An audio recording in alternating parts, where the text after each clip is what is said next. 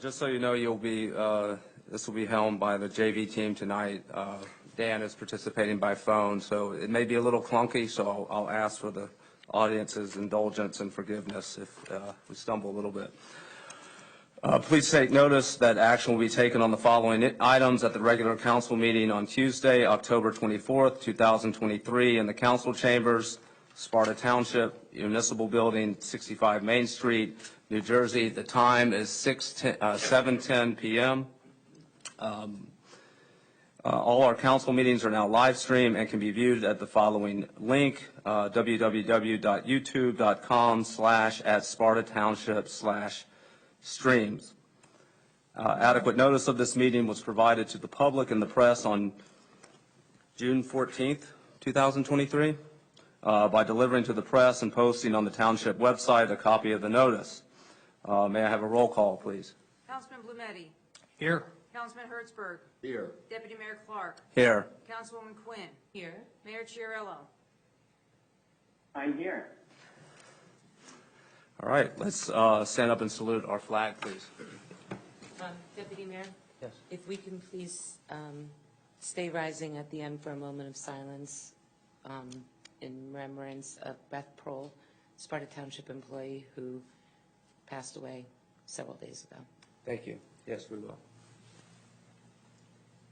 Pledge allegiance to the flag of the United States of America and to the republic for which it stands, one nation, under God, indivisible, with liberty and justice for all.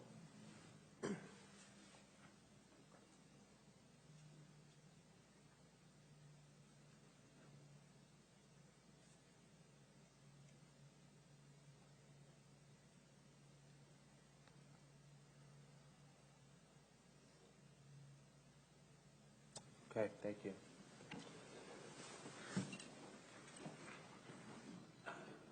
And just, we also, one of our key members of our professional staff lost his mother last week. Dave Simmons lost his mom last week, so we also remember Dave and his mom at this time as well. Okay, we are now, we have a proclamation. We're lucky here to have the Fire Chief Angelucci is here, and we are going to celebrate the 100th anniversary of our fire department. I think it goes without saying the contributions that they make to this town are life-saving. I know I've had, conversations with them where, and probably other people have thanked us for our public service, but we're not jumping into burning buildings and saving lives. You are. And you put your life at risk. You put your families into a lot of worry probably at night when you go on these calls. And the service that the fire department has done for Sparta over 100 years is just amazing. So I'll read this proclamation and then present it to you. 100th anniversary Sparta Fire Department. Whereas Sparta Township Fire Department was organized in 1923 and incorporated in 1925 with a small group of local men who came together to form a petition from the taxpayers and present it to the town committee to create an organization. And whereas the petition was drawn up and signed by everyone at the meeting, Reverend Edwin S. Ford was elected chairman and Mr. William Castamore as secretary. On November 5th, 1923, both men presented the signed petition to the town committee, which granted permission. And whereas 100 years has passed and Sparta Township Fire Department currently holds 60 members that are 100% volunteer staffed and respond to over 500 calls a year consisting of fire and carbon monoxide alarms, activations, motor vehicle crashes, and medevac landings. All members go through training together, strengthening their camaraderie and building relationships that go beyond the firehouse. And whereas the Sparta Township Fire Department maintains 3 firehouses and numerous specialized fire apparatuses, engines 3, 6, 7, and 8, 2 110 ladder trucks, rescue equipment used for technical rescue events, and 2 chief vehicles. Now therefore be it resolved by the Township Council of the Township of Sparta does hereby proclaim November 5th, 2023 as the 100th anniversary of the solely volunteer-based Sparta Township Fire Department and wishes to show our gratitude for all your dedication of service through the years. We honor the men and women within our community who have served and who continue to serve their township of Sparta proudly. Thank you.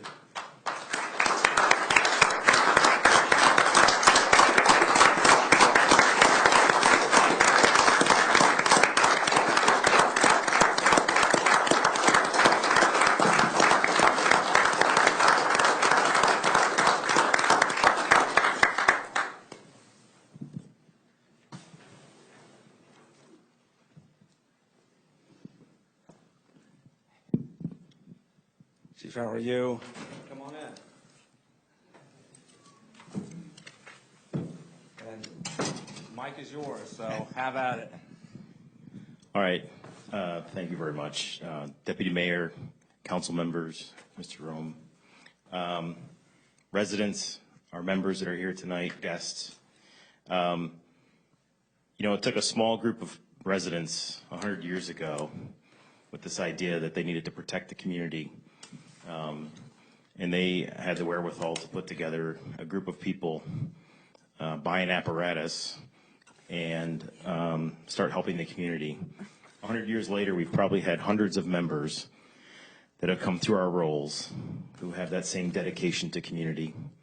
And it's not just them, as you said, the families of these members who see them run out for calls during a birthday party for their children, on Christmas, at night, and support them at home through everything they try to do. So I want to thank the members that are here tonight and the current members that we have that serve under my command. Obviously, it takes a team to be the modern fire department that we are today, modern apparatus, great training, and I want to thank you for this proclamation. Thank you. Thank you.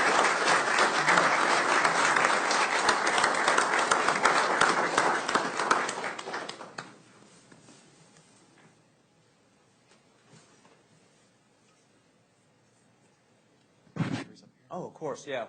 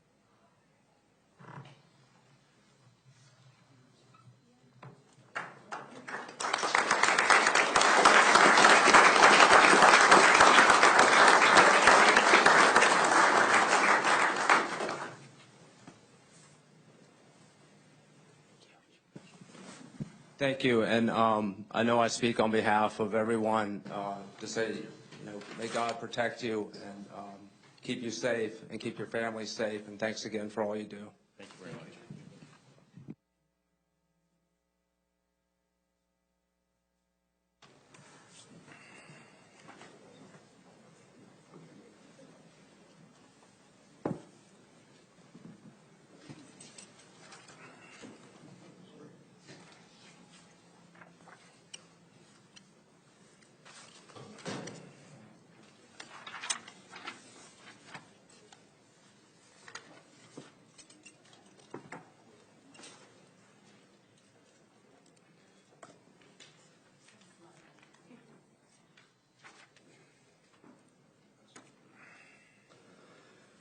Okay, tonight we are lucky enough to have a presentation by members of the Highlands Council.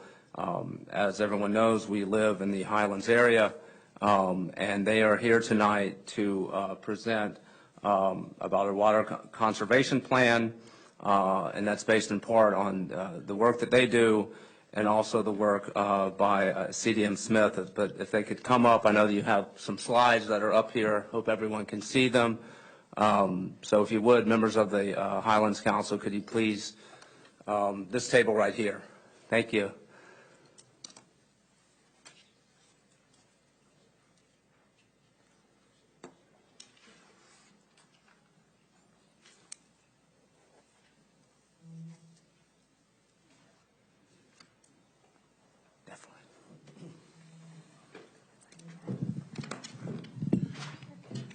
Thank you. Mr. Stoner. Yeah, if I could say one thing before they get started.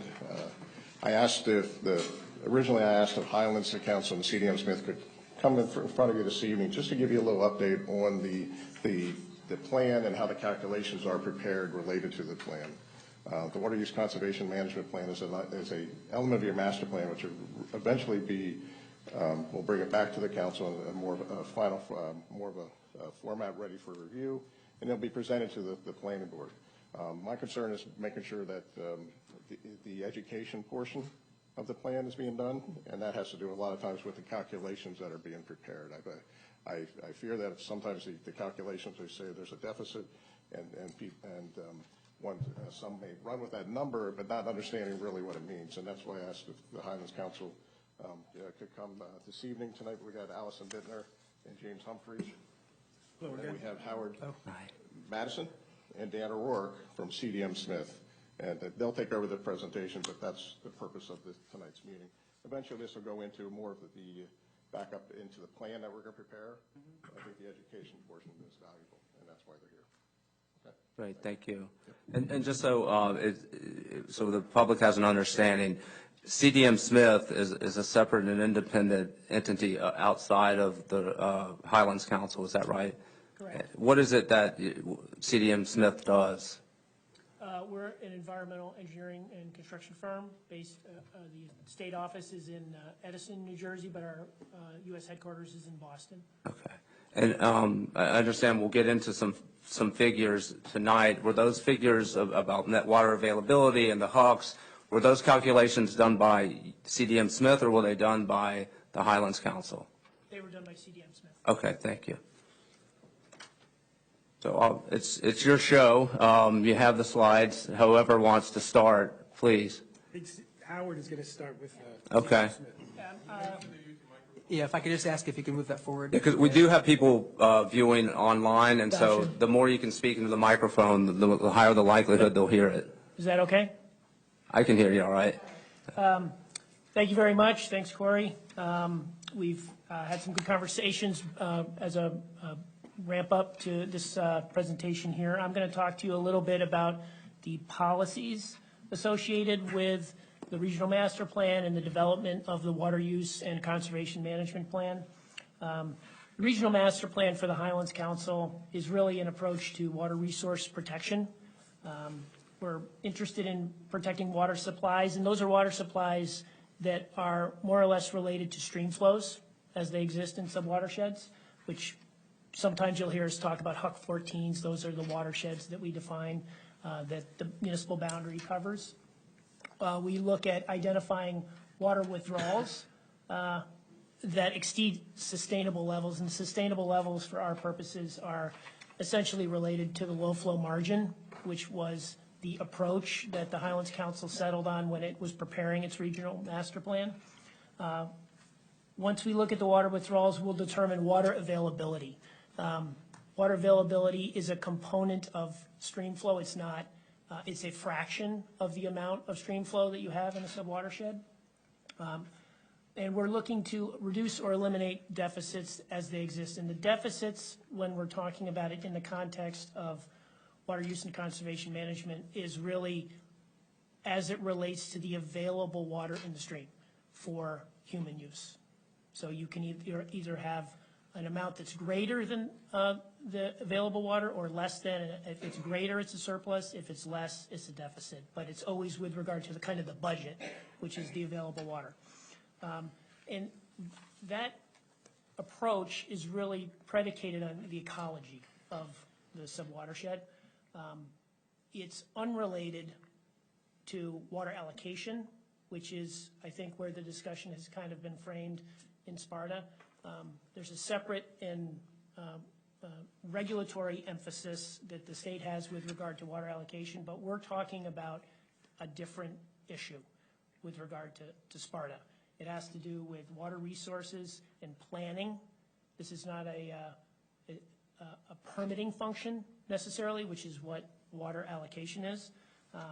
And I can't emphasize enough that it's a plan.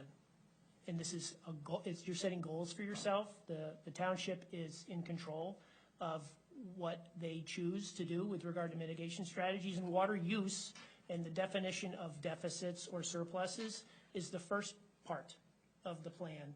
The second part is the mitigation strategies, and we'll talk a little bit more about that in a bit. The regional master plan for the Highlands Council is their approach, or they define in it their approach to water availability in the watershed. And it emphasizes, as we talked about, the maintenance of stream flows in that subwatershed. It's focusing on, and this is really Dan's bailiwick more than mine, unconfined aquifers, but also direct stream withdrawal. So sometimes you'll have situations where maybe there could be an agricultural use where there's a direct withdrawal from the stream. Those, for your purposes, are not that common. You have more of a public use, public withdrawals out of water wells. But again, it's focused on ecological flows within the subwatershed. There are 4 topics with regard to their approach to water availability. The groundwater capacity has to do with the identification of the low flow margin. I'm going to show you a graphic in a little bit, which is going to help describe this a little bit better. The low flow margin itself is really the difference between the September low flow of the stream flow in the watershed and what's called the 7Q10. The 7Q10 is the average, the 7-day average low flow period that would occur over a 10-year period. And that is a statistic of streams. And it defines essentially a drought condition, and it's something you don't want to have unless you have a drought. If you're using so much of the water in the watershed that you are approaching the 7Q10, that's an imbalance, basically. So what the low flow margin is trying to do is it's trying to define, okay, what's the difference between the September low flow that we would have in the stream flow and the 7Q10. Net water availability is, and then you have groundwater availability, or groundwater availability, which is a fraction of groundwater capacity. And that defines the budget from which you allocate the portion that you want to allow yourself to use, basically, or monitor as for the purpose of the plan. Net water availability is where you stand with regard to that budget that you set for yourself, which would be groundwater availability. I realize that's a lot to take in, and I can understand how this is a complicated matter, but it is, and again, it's a plan. So we're talking about getting to something that allows you to set a budget for yourself by subwatershed so that you can figure out what are my mitigation strategies going to be if I have a situation where I'm below my budget. If you're in surplus or you're exceeding your budget, you don't have to worry so much. Net water availability takes into consideration consumptive and depletive uses. Consumptive uses are water which is used within the subwatershed, but it's returned to the subwatershed. So an agricultural use would be something that's consumptive. Depletive uses are situations where water is extracted from the subwatershed and it's sent out of the subwatershed. So it's a deduction from your budget, basically. So depletive uses have a much bigger impact on your calculation of net water availability. And sorry, by depletive, it means it doesn't return. Does not return. Okay. That's correct.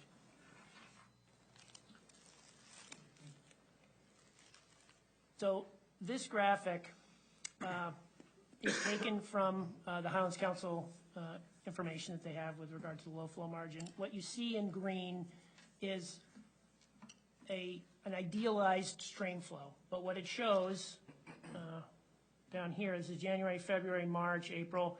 When you get to September, this is very typical.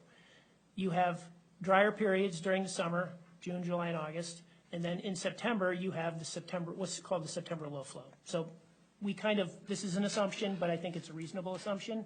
We compare that flow with what's called the 7Q10, which is this statistic for a stream, which defines a drought period. And the difference between the September low flow and the 7Q10 is what's called the low flow margin.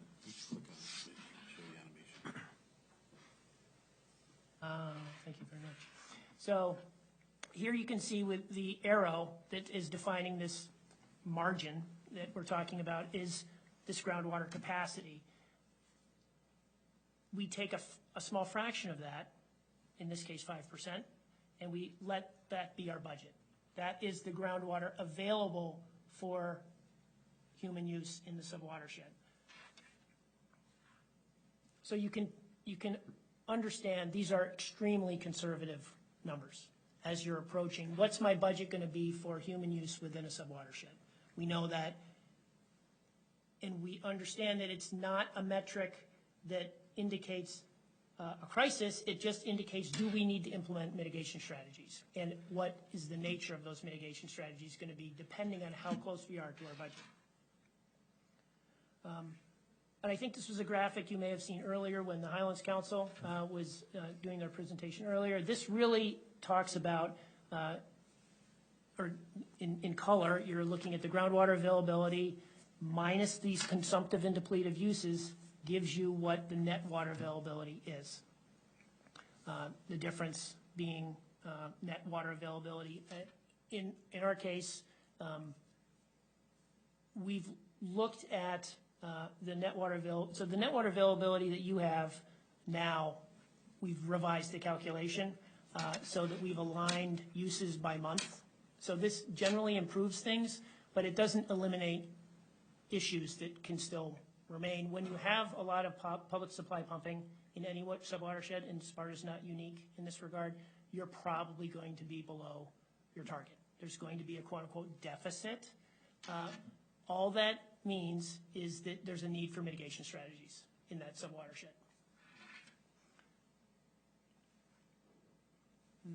This is where I stop and the technical expert starts. You come over here. Good evening, everybody. So what I'm going to try to do here is, like Howard said, this is a very complicated analysis, right? It's like a glorified water budget, if you will. What I like to do here is kind of show it in a cartoon because it's a little easier to digest than it is on a bunch of spreadsheets and GIS figures. So what you see here are two HUCs, these two subwatersheds, HUC 14s, call them what you will. I'm going to call them HUCs. And one case, you have HUC 2. And HUC 2 is to the top of the slide, and it doesn't have any development in it, no water uses whatsoever, and that's in what we call natural conditions. HUC 1 to the south, you can see there are a number of different water uses. The one that you can see also is the aquifer, which is kind of shown in this blue underneath. And one thing to keep in mind is that groundwater and surface water interact, right? I mean, it's all one hydraulic system. When it rains, you get a lot of runoff and the streams look full. When it doesn't rain, the stream doesn't go dry, the stream is still flowing. And that's because groundwater is intercepting the stream bed, creating base flow. So these are interconnected. The whole point of this net water availability is really to look at these stream flows, making sure that the stream flows are sufficient enough for ecological health. Now, in a case where we have different land uses going on, one of them you can see is this arrow that's showing to the right. You have a direct intake from the stream. In this case, it's used for irrigation. This is an example of consumptive use because the water's being taken from the stream and only a portion of that makes its way back to the aquifer. In the case of irrigation, a lot of it gets evapotranspirated.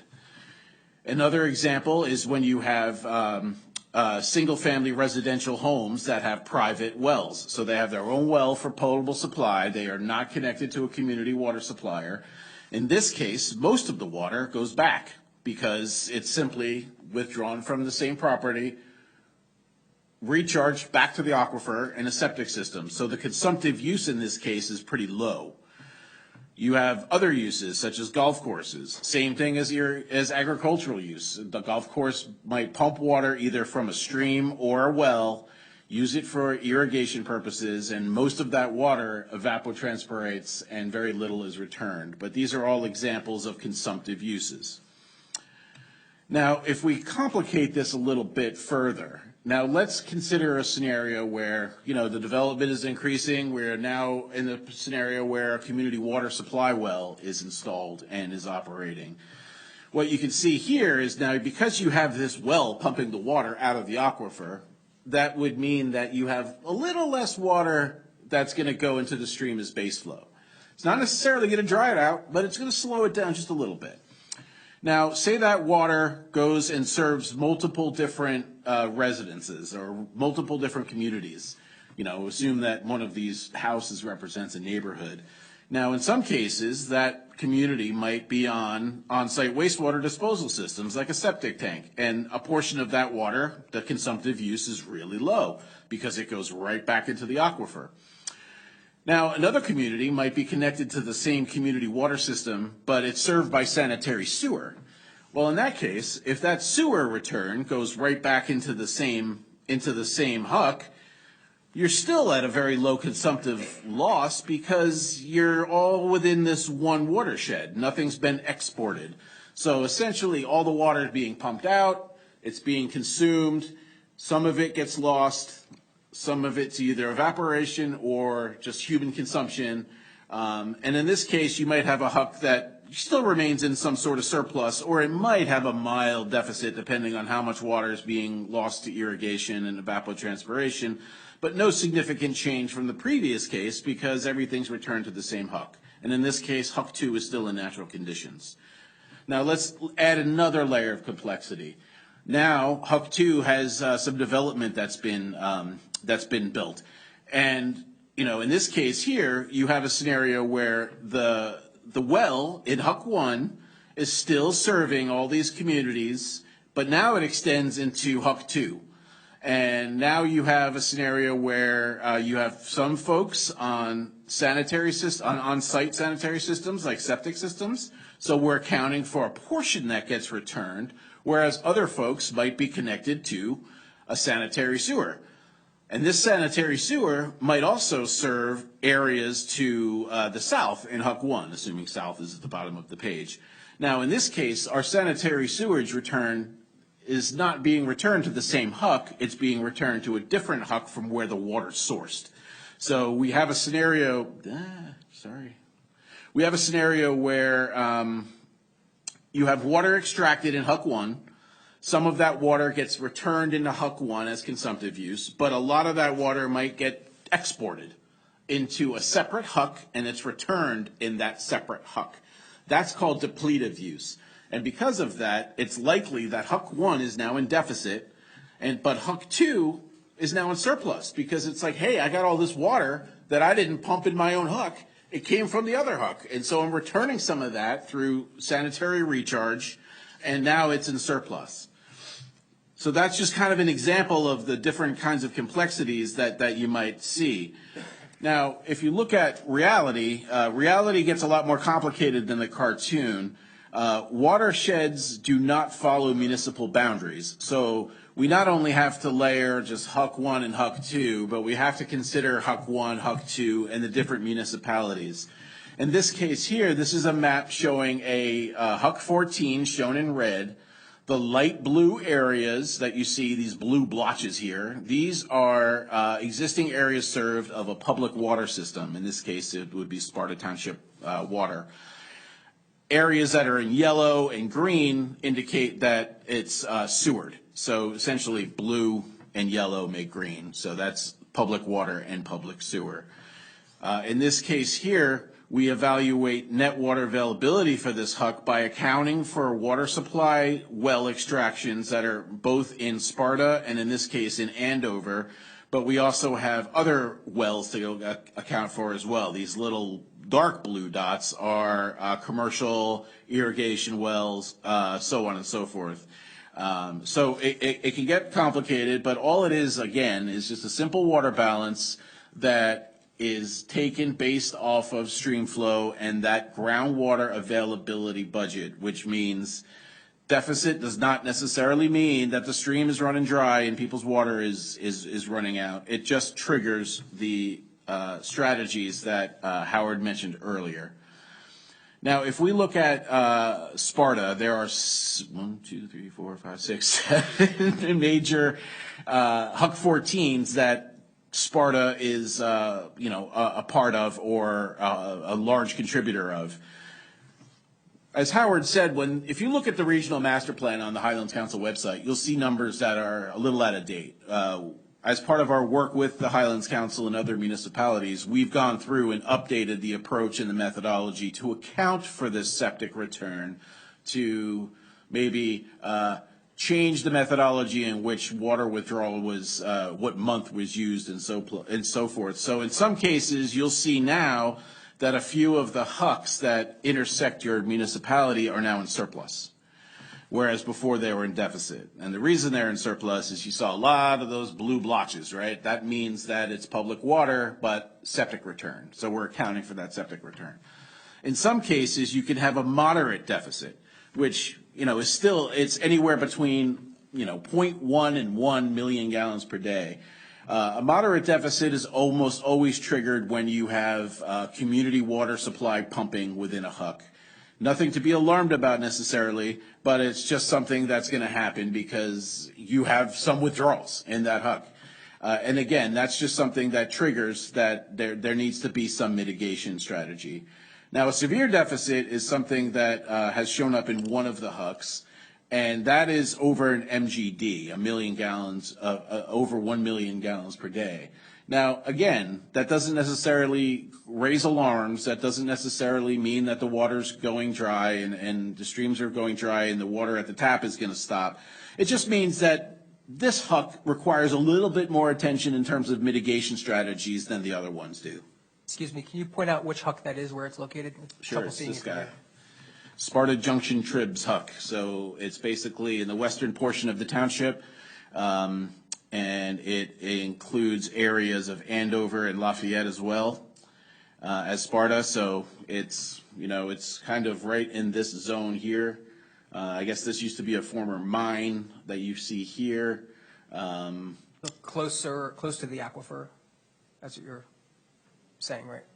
I'm sorry, say that again. It's close. It's over the main aquifer, the Germany Flats aquifer. It's over the Germany Flats aquifer, okay. Correct. Thanks. And I was just about to say these are the Germany Flats well field up in the north portion of the study area. So again, severe deficit, but not something to be, completely alarmed at. What it means is just that mitigation strategies are needed and need to be identified. There are hundreds and hundreds of mitigation strategies out there. If you look at the New Jersey BMP Stormwater Manual, that gives you a really good basis for what strategies can be employed. If you're in a moderate or severe deficit, one of the strategies you might select might be retrofitting detention basins. What you see here is an aerial photo. This is a very large detention basin that's actually in my neighborhood. I live right across the street from it. The only reason I use it in presentations is because I know about it because I see it every day. In this case, you've got two large basins that are interconnected. You have these concrete low flow channels. I mean, these basins are a dime a dozen in New Jersey, largely installed in the 90s with the passage of some of the original stormwater rules. And the intent was to hold water, right? And not necessarily infiltrate, but hold it and let it bleed out over time into a stream. So if any of you have one of these in your neighborhood, you'll see at the end of the drain where it all comes together, there's this little structure and it has a hole in it. And that hole is small, but it allows water to drip into the stream and slowly drain out. This was really intended to reduce flooding in the streets, not necessarily infiltrate into the groundwater. The other option, so retrofitting this would be removing those concrete channels and doing some soil remediation and creating an infiltration basin as opposed to a detention basin. Another example, again, not saying you have to do these are just examples. Rate structures are popular in some areas of the country. With a moderate and severe deficit, an example might be a home that uses up to, I don't know, let's use for the purposes of easy math, I'm going to say 10,000 gallons. That rate is going to be $4 per 1,000 gallons of water. Now, if that a different home uses 100,000 gallons, that rate might not be $4 per 1,000 gallons of water. It might be $6 per 1,000 gallons of water. The idea is that it kind of encourages folks to conserve water by not spending more money on water than they have to. Now, these rate structures have to be carefully selected and applied for obvious reasons, but it's something that is often utilized throughout the country. If you have a mild deficit, like you guys do in a couple cases, I think that education and outreach regarding water conservation, that's kind of the low-hanging fruit. You know, and it's also important to notice that, you know, rain sensor ordinances are also very effective. I know a lot of folks do odd even watering, and you know, I've seen time and time again in my experience. I've been around in this industry for about 25 years. It just doesn't work all that well. So I see time as a mitigation strategy. I mean, I see a lot of times where, you know, people have automated irrigation systems and they're on in the rain no matter what. I mean, it's Wednesday, 6 a.m., it's coming on, no matter how much rain there is and whether it's needed or not. So, you know, these are just examples, and, you know, sources of funding for these could be the Highlands Council in terms of not necessarily construction, but for design and for planning, for studies. So, example, and they would give advice. So, if you know, based upon the severity of the deficit, for a municipality that decides to go with the Highlands Council's regional master plan, am I right that we could seek kind of consultative services for them? Say we have this level of deficit, we have a whole range of options that we could choose from. Could you consult with us and advise us as to the best option given the level of deficit that we have? Is that something that the Highlands Council would do? Yeah, absolutely. We pay currently for CDM Smith to work with the township to develop this plan, and they will provide guidance to you independently on what is the best approach. But ultimately, it's up to the township to decide what those approaches are. Right. And if you guys come up with a subset of approaches, you know, like Corey's firm can design some of it, and that funding could be also used from, you know, the Highlands Council. Working with the Highlands Council, you guys can, you know, apply those funds to the design, to the study. How many, like you might say, hey, Corey, can you tell us how many detention basins that we have within the township that you feel could serve as good candidates for retrofit, right? And so that study can be funded by the Highlands Council. So, and what about the cost of actually retrofitting it? If it's determined that we go with that approach, is it possible to obtain grant money or some type of funding for the retrofitting? Absolutely. That's Not from the Highlands. not from the Highlands Council. For the retrofitting, for the construction itself, you can obtain grant money, yes. Usually from DEP, that's, you know, I know that in my neck of the woods, DEP has issued a lot of money for the Barnegat Bay estuary, and that's being applied for construction of particular projects. Or there can be a constellation of funding sources. So Right. The township might come up with a little bit of money. You might find someone who's looking to develop a piece of property where you want to put part of the mitigation strategies. They might put up some of the money. So more often than not, I think it's more than one source. Right. Okay. And would the Highlands Council be able to advise us as to what those funding sources would be? Or would... Yes, we can help with that, and we can put the township in a place so projects are ready to go too. So when there's funding rounds open at DEP, or there's a development application that comes in that requires mitigation, that those projects are ready to go. Okay, thank you. And it's also one thing, and then I'll stop.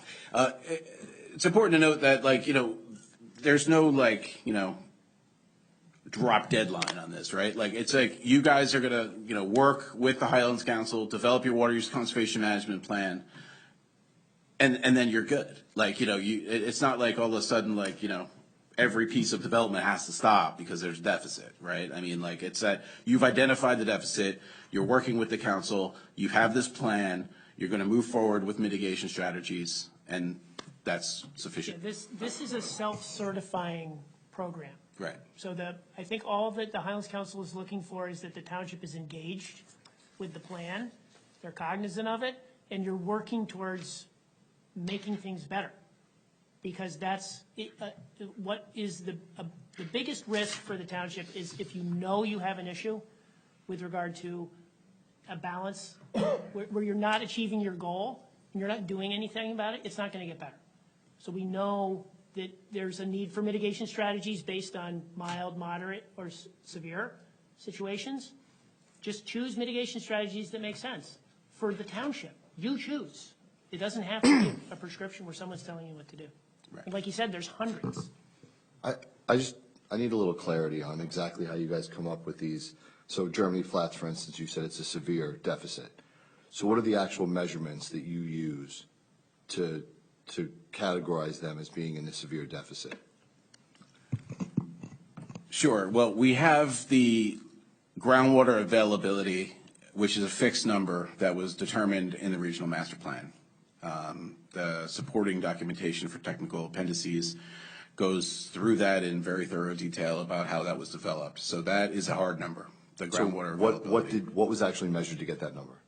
The groundwater availability was based off the 7Q10 and the September median base flow. So that was USGS has done a study with the Highlands Council. This was about 20 years ago, maybe, where they looked at every Huck 14 watershed within the Highlands region. And if there's gauge streams or ungaged streams, they would do a regression analysis or a drainage area ratio to determine what a likely low flow would be for that particular basin if there wasn't a gauge stream already.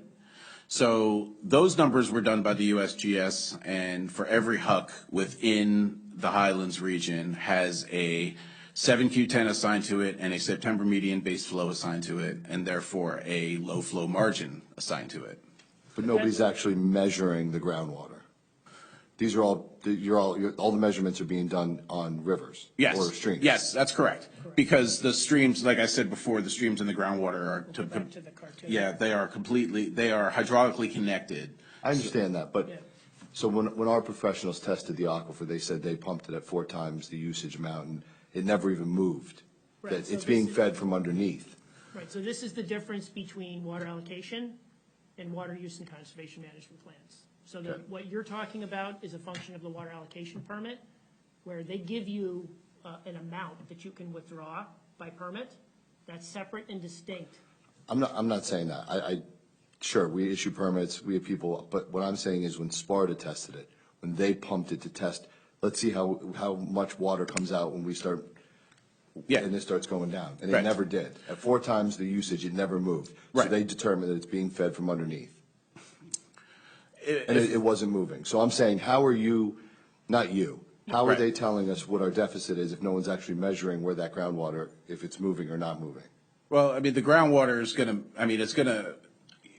I don't know what, we can get into this, how much water was being withdrawn, whether or not the groundwater was exhibiting drawdown or not is, I don't know the details, so I can't answer that in detail. But at the end of the day, that water is going somewhere, and it's going, in the natural system, right? The water is going to flow, and it's going to flow to the lowest elevation point, and it's going to discharge, either at a stream or at a lake or, at an ocean if we're on the coast.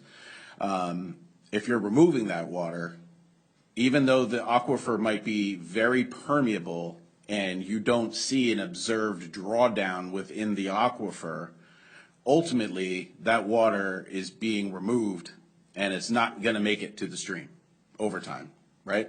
Because it's being removed. So, it might be super permeable, but it's not making it to the stream. If it's a confined aquifer, it's a different story. So that's one of the reasons why I can't answer your question as intelligently as I'd like. I guess my point is that there's a lot of assumptions made in all these calculations. And we're looking at doing a lot of work and potentially spending taxpayer money on a lot of assumptions. I just would like to know that there's a way that we can actually measure this before we do all that.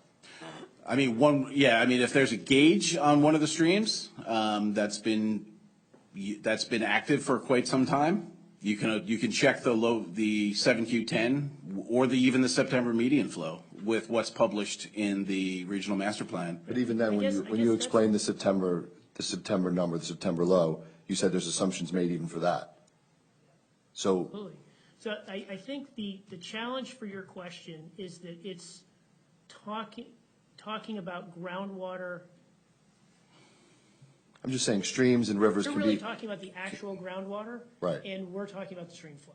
And it's That's two my- totally different things. 100%. So the approach that the Highlands Council, and we're trying to implement the Highlands Council. To your point, I policy. realize you corrected some of the numbers because I thought they were way off before. None of this just all seems like a lot of assumptions and a lot of guessing work for a good cause. But if we're going to be required or at least get into the work of trying to fix things, I want to know that there's a problem. I'm not sure there's anything to fix. There Okay. is something you should be aware of. We've explained to you, even though it's complicated, this is how we came up with the number. You can say, I'm really not that worried about it. We don't have to choose mitigation strategies that cost a lot because we don't really think there's a problem.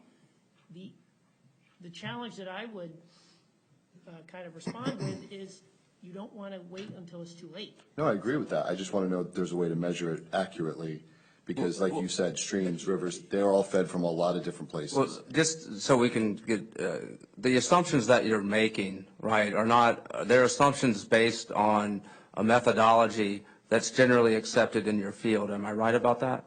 Correct. Okay, and so those assumptions and calculations and methodology that you're using are one that people in your field do when they're trying to determine net water availability.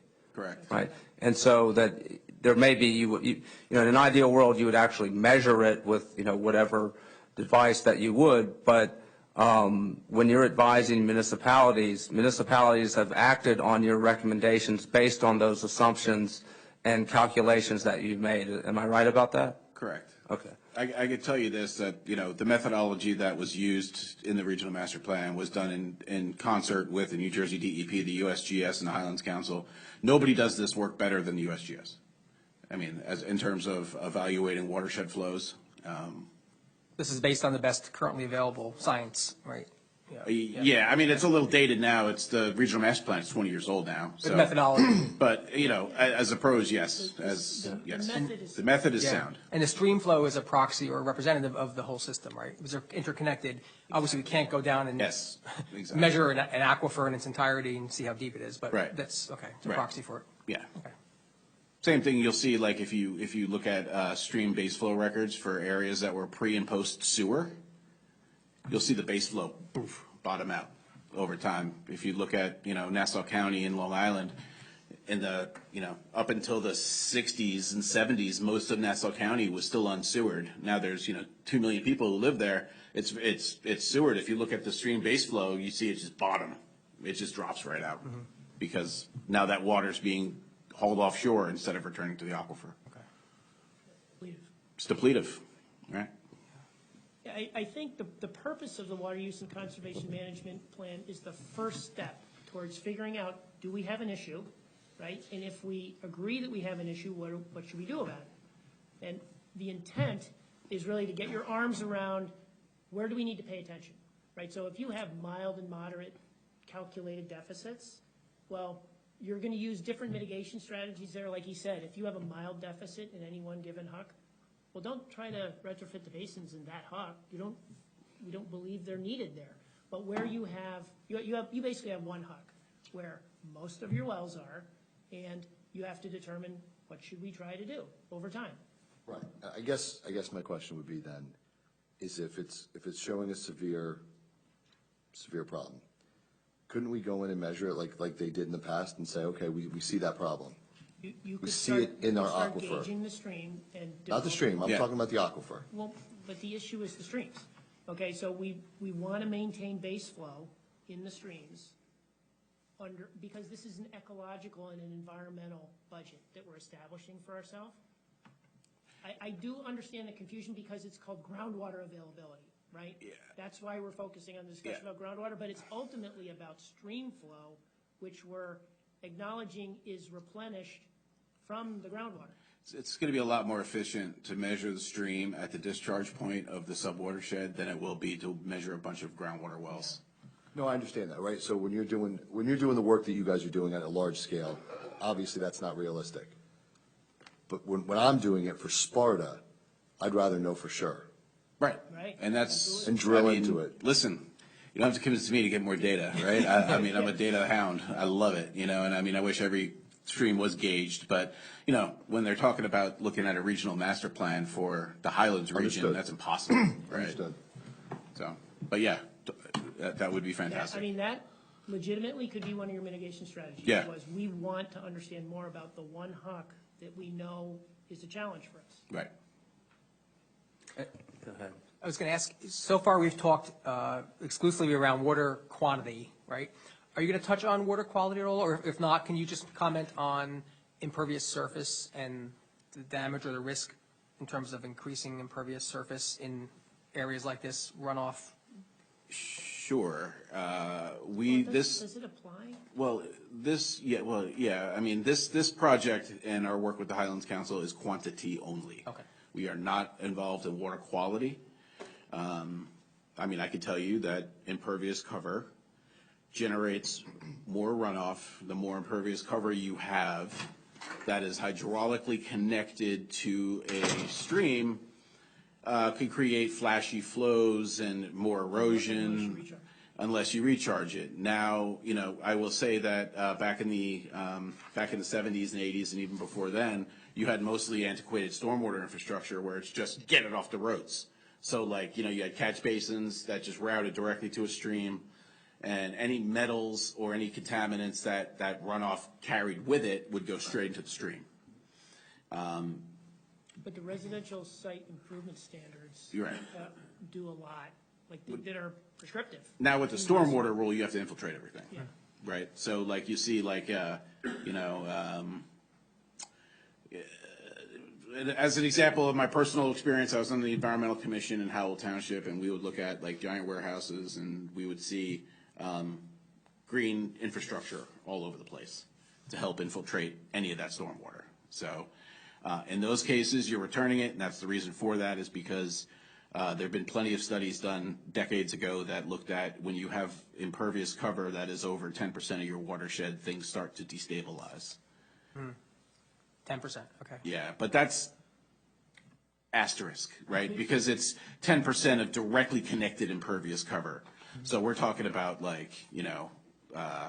if you had a small watershed and you have just acres and acres of complete impervious parking lots, like shopping mall after shopping mall after shopping mall with no treatment on it, and it just went right into the river, then things are going to break down a little bit. Yeah. But that's for the residential site improvement standards that are in place right now. That's not not gonna happen. happening. That's residential? Okay. Yeah. Yeah. Well, Or commercial. it's not It's- directly connected right. because it's being recharged. Right. And the recharge systems have filters on them that address the water quality concern. Yeah, I'm talking about this in terms of 1983. Right? Now the DEP will not allow that. Yeah. Certainly, one of the things you could do as part of the Water Use and Conservation Management Plan implementation strategies is to develop a study for impervious surfaces in the town and identify those areas that may be untreated, may be old stormwater systems that need to be retrofitted, and come up with that as a mitigation plan for your stormwater management plan that's part of your master plan. And then should somebody come in that can't meet the stormwater regulations, you could require them to retrofit those old stormwater systems to address some of those water quality issues. So we can provide lots of funding to provide those planning tools so you're in a place where you can address those issues proactively. A lot of this is to be proactive, right? There's requirements on getting new water allocation or increased water allocation permits. There's requirements on putting properties into sewer service areas. Those trigger the need for a water use and conservation management plan. So we're trying to get the township ahead of the game so you're in a good place so that should some project come along that triggers these requirements, that you're ready to move them forward and are not waiting to develop a water use and conservation management plan. I think that's an important point, just so I understand it, which is if before you can increase your water allocation, a lot of the time, in order to increase that water allocation, you have to show that you actually have a water conservation plan in place, and that the absence of that plan could then affect your ability to get that additional allocation. Is that right? That's correct. Okay. Okay, we have some other business that we have to conduct. I want to open it up to my fellow council members, see if they have any additional questions before we let these folks go. So I have a question. The Highlands Council, do you guys work with, I know you're working obviously with municipalities and doing these studies, and there's grant funding that's available through the government. Do you also work with private developers? So do people come to you that are actually developers of properties, or do you mainly just deal with the municipalities and the government arms? We also work with the developers. If somebody was to come in with a development application and they were in an area that's been identified as being in deficit, we may require them to have site-specific mitigation plans. Okay. So if a project was to come in, we would say, you need to do some of these strategies to address their specific water usage, separate and apart from what the township's doing. Once the township adopts a water use and conservation management plan, the township takes over a lot of that requirement, and you can guide that. But in absence of it, that requirement falls to us to mandate on those. Would go to you? Yeah. Okay. The other thing is, just to clear up any confusion, you guys are the Highlands Council? Yes. Not the Highlands Coalition? Right. So the money and the funding that you guys are providing is coming through the government? Correct. We are Correct? part of the state, correct. No private donations or anything like that? It's coming from the government? That's correct. Okay. And are you guys included in the applications currently that come up and go through the DEP? Do you work with them to look at them through this lens as well? Yes, we're part of the review of sewer service area amendments, part of the review of water allocation permit amendments, and that's statutorily required. So I guess my head now is a little bit going in a million different directions. So I think that these are all good things to have with regard to when we're looking at applications that are coming before the boards. Obviously, as you guys know, for decades, we've done a tremendous job of protecting that aquifer at all costs. One of the things that I'm trying to reconcile between the two in the presentation is when you introduce real sewer lines, pipes that take flow out, you're doing a disservice to your rivers water, because it's going to like Lafayette, or it's going wherever it's going, but it's not coming to Sparta. So basically, if I'm thinking through what you were just saying, then sewers, which we always would think would be a much better way to carry flow through, that is detrimental to us having the water, right? I mean. From a quantity perspective, yes. Okay. From a quality perspective, absolutely not. Sewers are fantastic. The quality is better, quantity is lower. Well, it depends, right? You have to, that's up to, I keep going back to Long Island because it's a sole source aquifer groundwater, and they have they've addressed these issues years ago in terms of you have to make a choice what you want to do, right? Like Nassau County, like I said, very developed. They decided to sewer. Their water quality was their nitrogen was going through the roof. Mm-hmm. But with that, they were going to sacrifice their stream flow. And their base flow dropped way out after they sewered. Suffolk County, which is the county immediately to the east where the Hamptons are and all this other stuff, right? They are 75% unsewered. Most of Suffolk County is on septic systems. They have resistance to large-scale sewering because one of the reasons because of that is because their stream flows. They like their stream flows. But they have to monitor for water quality, and they're doing a whole bunch of other stuff in Suffolk County that instead of saying sewer, they're looking at advanced treatment systems in terms of septic systems. Right. So I think it points to the importance of mitigation strategies. So if you're going to sewer an area, don't not sewer an area because you're worried about water use and conservation management. You would want to say, I have to come up with better mitigation strategies or more mitigation strategies that are going to drive more of the other types of water into that hook. So I just real quick want to just validate something, because I know we're using some words here that might mean different things to different people. So when you say severe, you are not saying the aquifer is running out of water. You are not implying that the aquifer is running out of water or any such thing thereof, because I'm just saying, people that are not familiar, myself included, hear words like severe and these different things, depletive and all that kind of thing. Yep. And so I want to set, right now, I want to level set that you are not saying any of those things. That's but correct. What you're saying is be smart so that as you're planning and whatnot moving forward, obviously we know, we have to protect it. We want to be smart. Go ahead, Josh. Just to go back to what you guys were saying, so one of the things when we were looking at the area by Germany Flats was we had asked for a study because, at the time, I really didn't understand what was going to be better for the aquifer, whether it was sewer, get all the stuff out of there, knowing that that would deplete, we were taking the water out and we were sending it somewhere else, or high-level water treatment plants would clean it and recharge it back to the system. Right.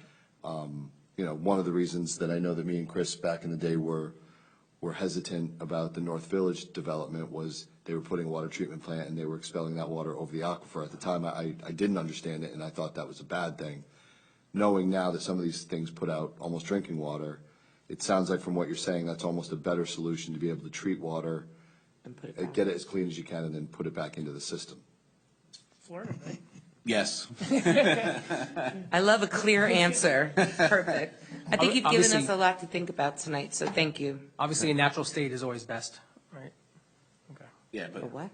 But I mean, to the extent that that's practical. Yeah, Yeah. exactly. We Yeah. live in a densely populated state, so we have to balance.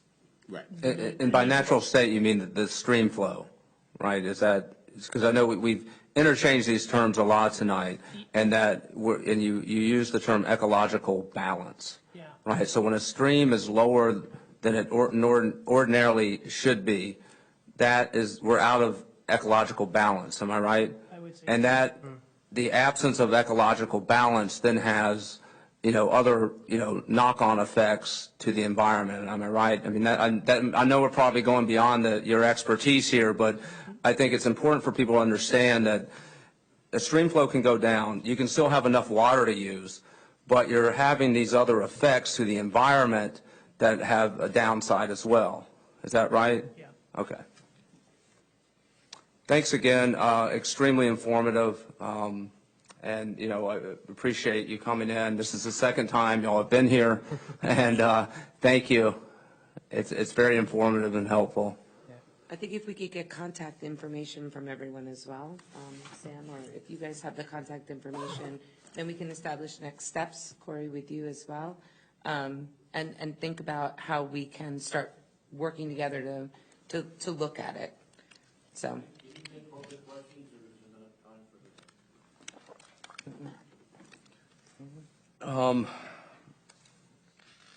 We can stick around till the questions come up at the end if you want. How about this? I think that we can, let's get through, and then we have an open to the public.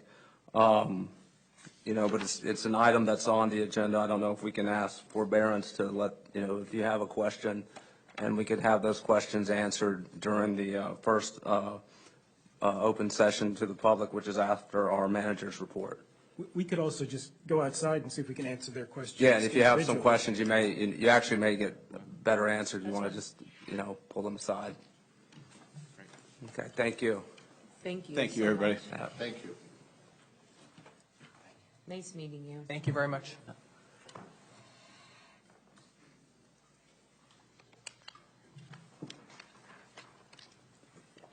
Okay, there are no minutes tonight, and manager's report.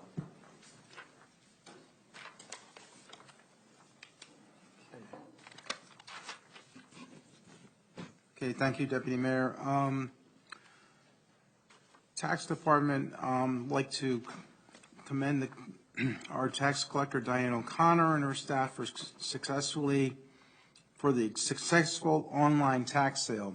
This year had a significant decline in the amount of properties listed. With all the liens being sold, the township does not have to assume any of the properties.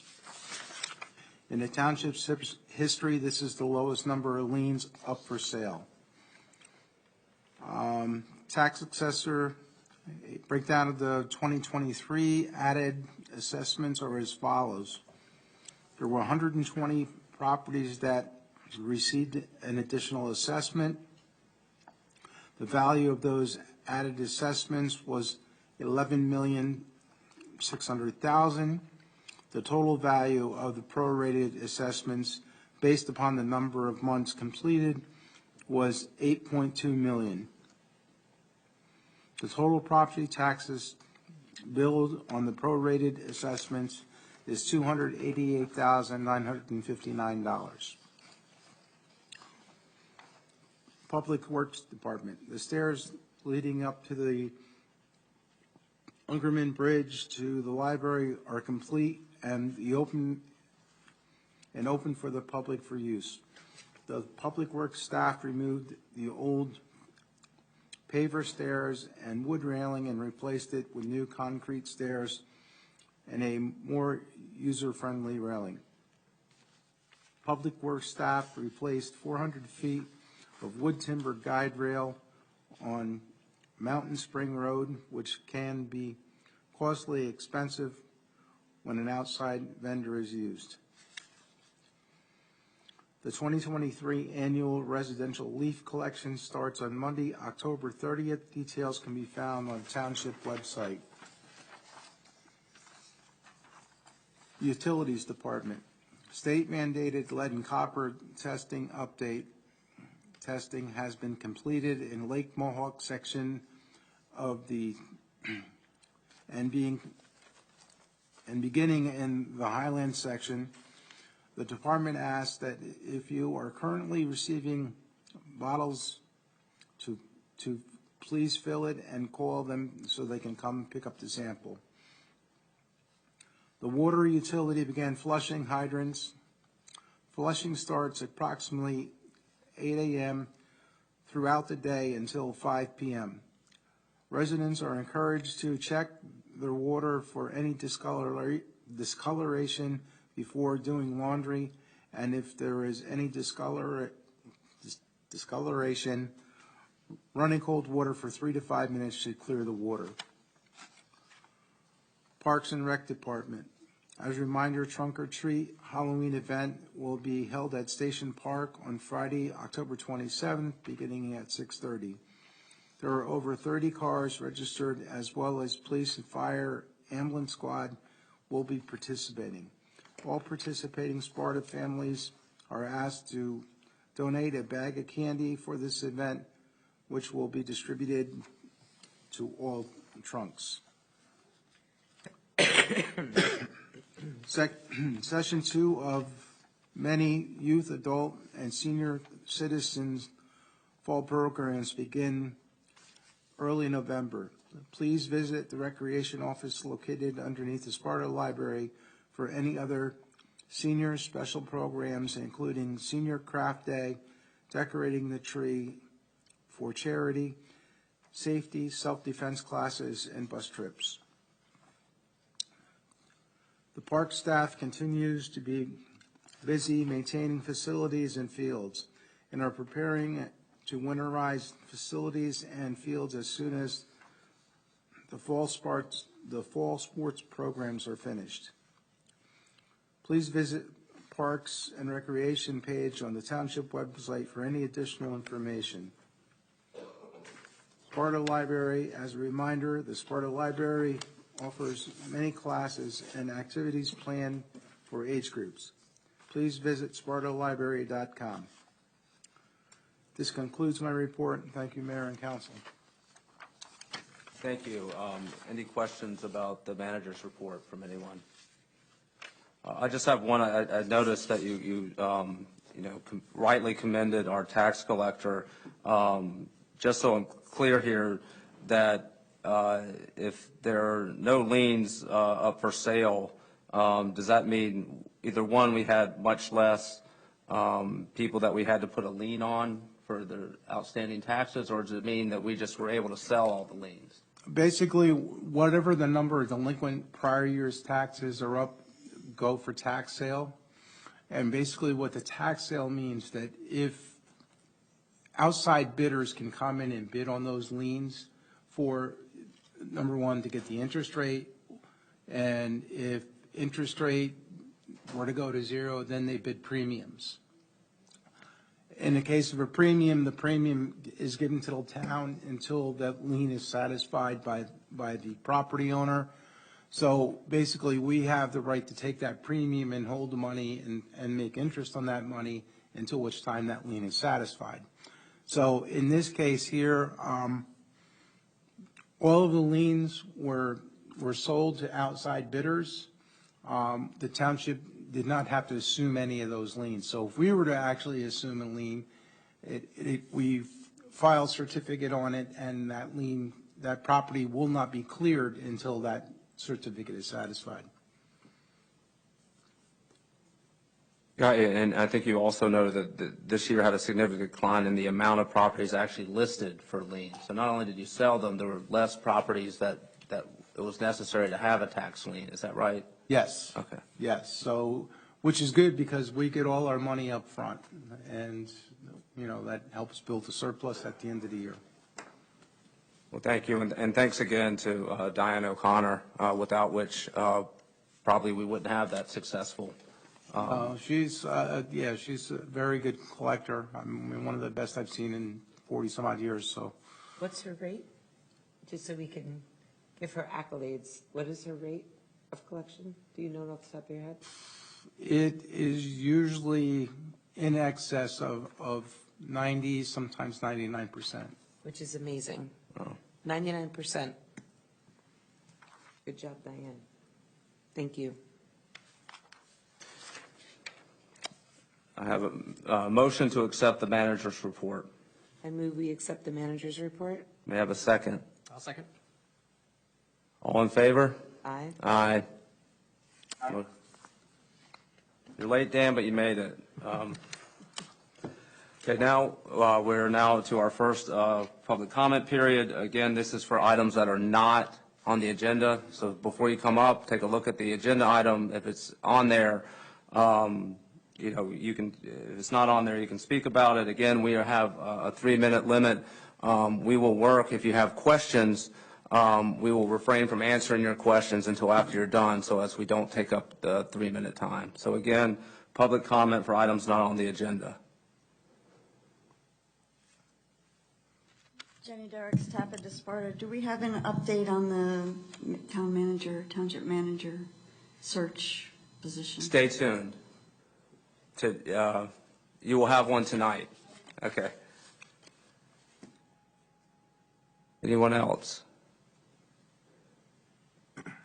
And please state your name and address. It's Greg Rosenfeld, 18 Alpine Trail. How are you guys? Just good. With respect to the business committee that's forming, I know I emailed Dan and Josh, and I just wanted to, you know, quickly address that. I know you guys are busy with a lot of other pressing issues, but the business committee, I mean, I obviously read the bylaws. I think it's really essential for Sparta to get that back on track. And I mean, as a volunteer, I mean, I've been voted on as far as I think 4 other people have as well. And we're just trying to wait to, you know, see some cohesiveness to get a meeting going. So just like I said in the email, I actually had reached out to Sam. I'm assuming, and you, Sam, I'll let you speak for yourself. He was trying to get staff in place because they have to coordinate it, right? I'm a liaison, but the township actually coordinates it. Sam put me in touch with, or at least connect us via email, the woman who's going to be in charge of running the committee for us. So I already have the letter written. I already have the date picked, so you should be getting that as soon as she sends it out. Okay. All right. Thanks, Josh. Appreciate it. Thanks, guys. Thank you. Anyone else for public comment for items that are not on the agenda?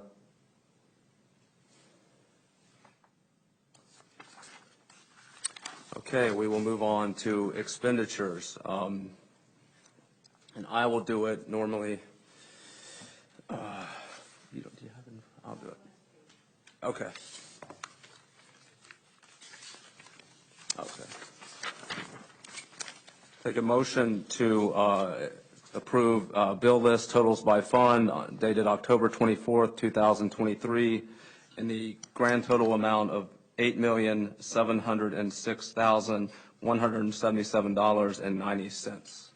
I'll make a motion to approve that. I have a second. Second. All in favor? Aye. Aye. Aye. And I think I heard you. Was that an aye? For me, that was an aye. Okay, thank you. Okay, that carries.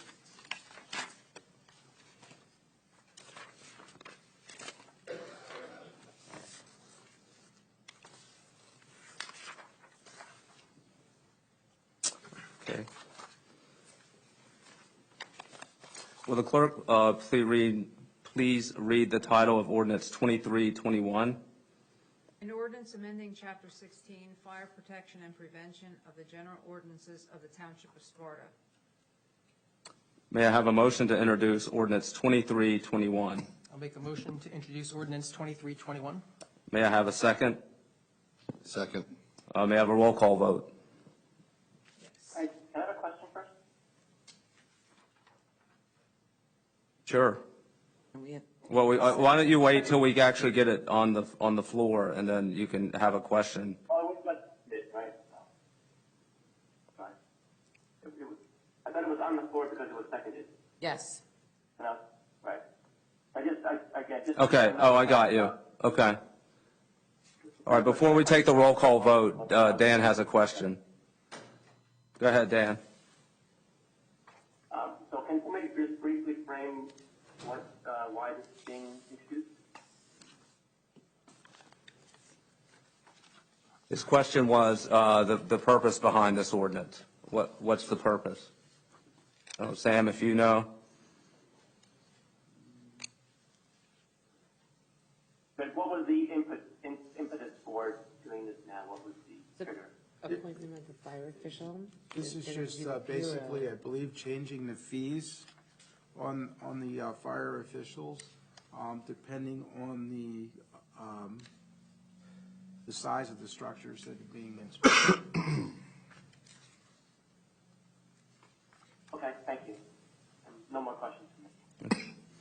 Does anyone else have questions with respect to ordinance 2321? Hearing no further questions, may I have a roll call vote? Councilman Blumetti. Yes. Councilman Hertzberg. Yes. Deputy Mayor Clark. Yes. Councilwoman Quinn. Yes. Mayor Chiarello. Yes. And ordinance is introduced. Will the clerk please read the title of ordinance 2322? An ordinance authorizing the sale of a portion of Block 4006, Lot 31 to Perona Realty Corp., Sparta, New Jersey. And may I make a motion that we table this ordinance tonight? I'll second it. Is this time sensitive for any reason? Not on the part of the township, and I'm not aware of what the time schedule is on the part of the potential. What's the reason for tabling it? There's more information that council needs in order to make an informed decision as to whether to introduce this ordinance. It could be. Well, this is not the hearing, this is the introduction, so this gets Right. into the ecosphere, and we'll have 2 weeks in order to make that discovery, right? Right. Yes. But I think there's some council members who believe that even before introducing it, they would like more information. And if it's not time sensitive. Yeah, I think this began in April. I don't think it's time sensitive from what I can gather. And many of the documents just came in this afternoon with background and appraisals and it's warrants. We have 2 weeks to be able to review those documents, Right. right? I mean, it's the whole point of introducing it and giving it a 2-week discovery period where we can, or an evaluation period, and then at the time of the hearing, we could table it then if we still need more than the 2 weeks. But we have ample time, I think, to review it. I don't see anything holding us back from introducing it, but because we're not taking action on it until the hearing 2 weeks later. I agree with that. So do I. Point. That's fine. Also, a point to be taken is we may be time sensitive because we are getting in toward the end of the year, and it may be time sensitive as far as fitting meetings in between inclement weather and, other functions. So I'll put The other variable here is that if we do not introduce it now, if we introduced it in the November 28th meeting, it wouldn't be heard until December, whatever, 10th, whatever it is. right. And then it needs 21 days for it to take effect. I think we might run out of a calendar date before this ordinance would take effect, and then we would lose it on the legislative agenda for the year, and we would have to go to the next legislative year.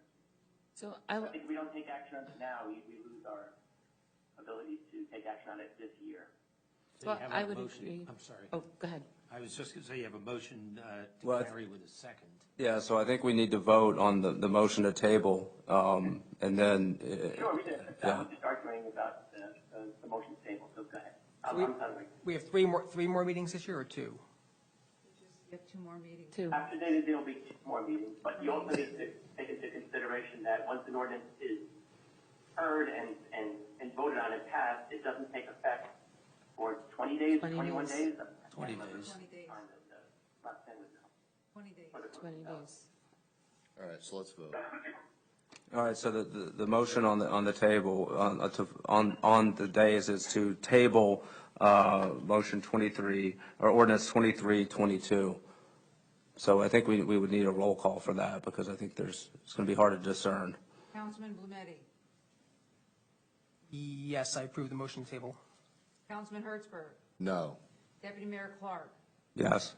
Councilwoman Quinn. No. Mayor Chiarello. No. Okay, motion fails. So we will introduce, I now make a motion to introduce ordinance 2322. I'll second. May I have a roll call vote? Councilman Blumetti. No. Councilman Hertzberg. Yes. Deputy Mayor Clark. No. Councilwoman Quinn. Yes. Mayor Chiarello. Yes. Okay, motion passes.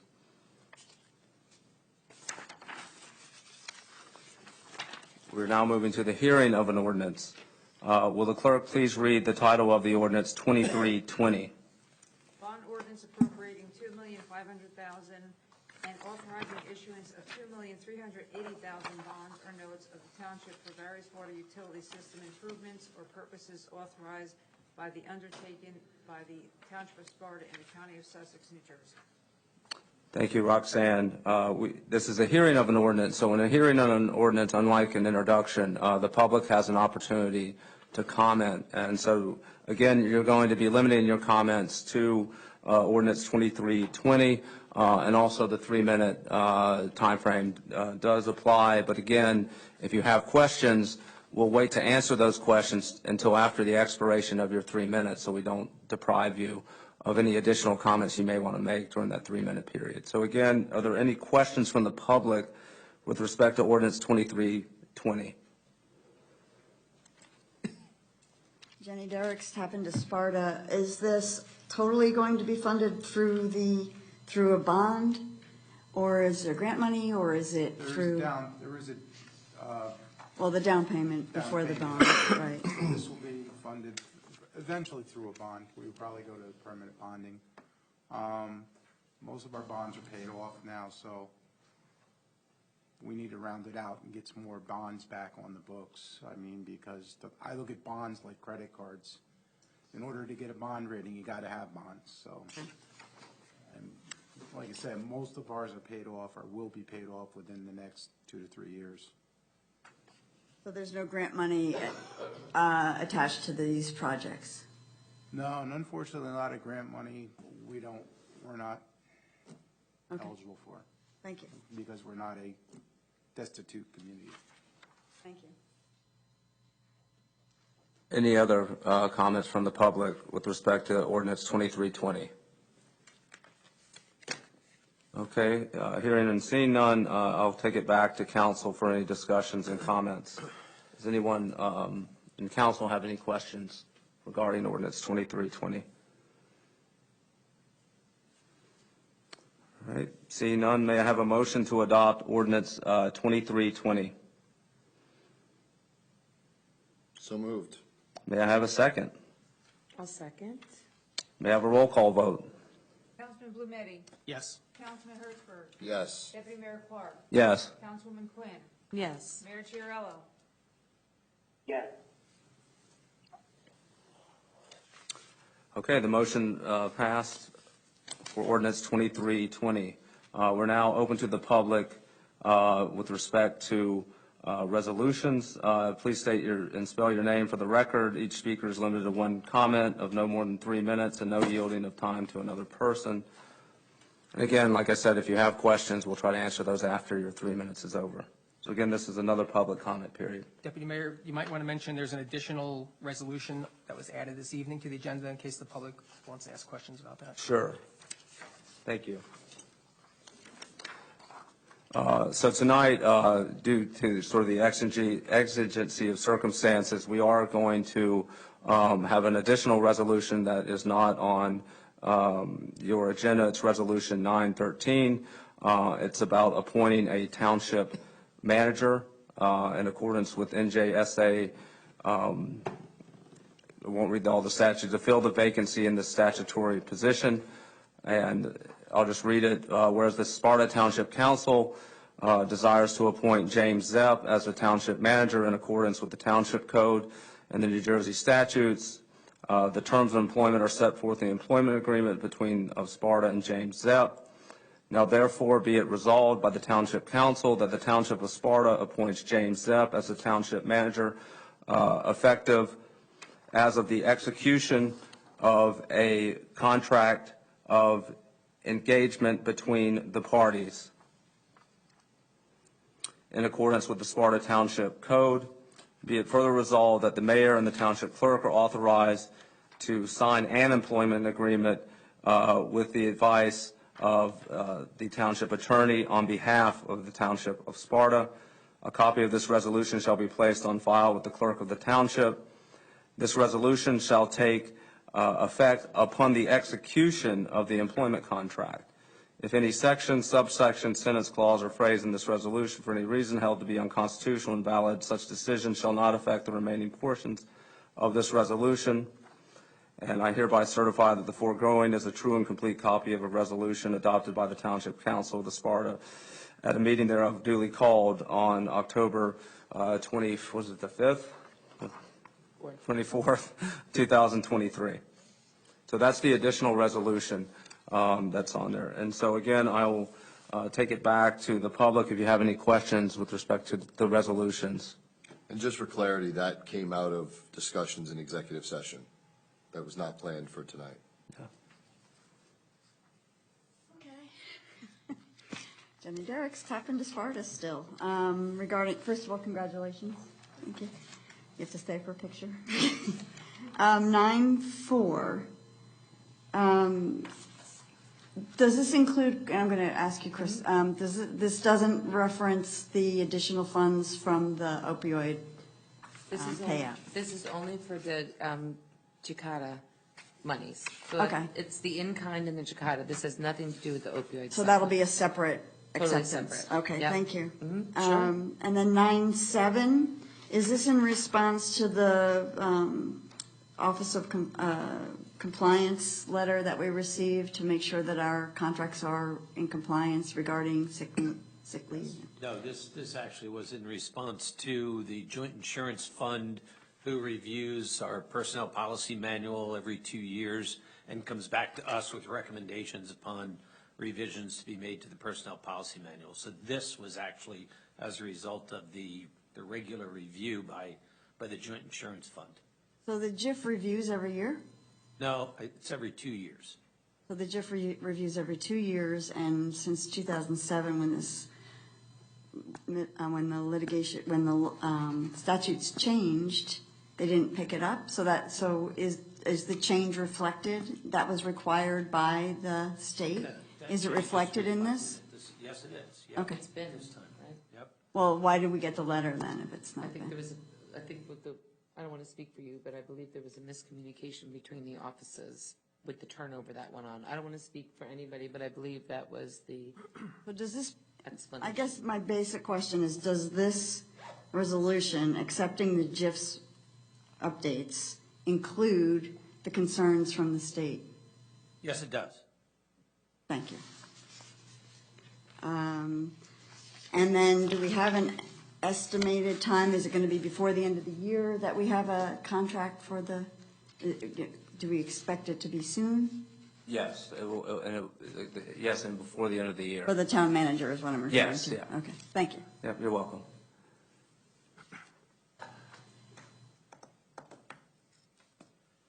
Hi, Mike Devine, Oak Parkway. Question about the township. I've still got 5 extra seconds. By the way, Josh, if you don't mind me calling you Josh, I talked to them about your point, and I think there's some more information that would make you feel better about it, about your point. But the township manager hire, and this is not personal at all, I think Mr. Zepp was in his position as I was just about leaving. I've heard nothing but good about the way he's run his facility. I know, having hired 2 or 3 managers, some with mixed success. One case, the guy took our job, just used as leverage to get another job in Vernon. What I found to be very important was that they had credentials and experience and the education to do the job. I don't know what Mr. Zepp has. I assume he has adequate education. Ideally, maybe he was probably not, since he's been here, maybe a deputy manager or an acting manager or something. But given the importance of the experience and what they bring to the management of the town, I'd like to think that those qualifications have been scrutinized carefully, and I don't know, I'm not making any implications. It's your job to do all that, so I'm assuming you did the thorough job. I know that I've seen the difference between very, I don't want to say aggressive, but very proactive managers. I've seen docile managers, and I think the difference between docile and proactive correlates very strongly with experience and education. So my only point is, I wish him the best, and I hope we've made the best selection for the town. That's my comment. Thank you. Thank you, Mike. Thank you. Any other member of the public with respect to our resolutions this evening?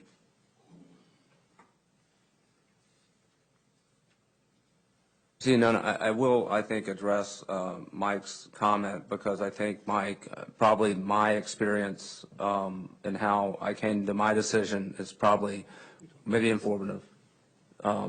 So I think that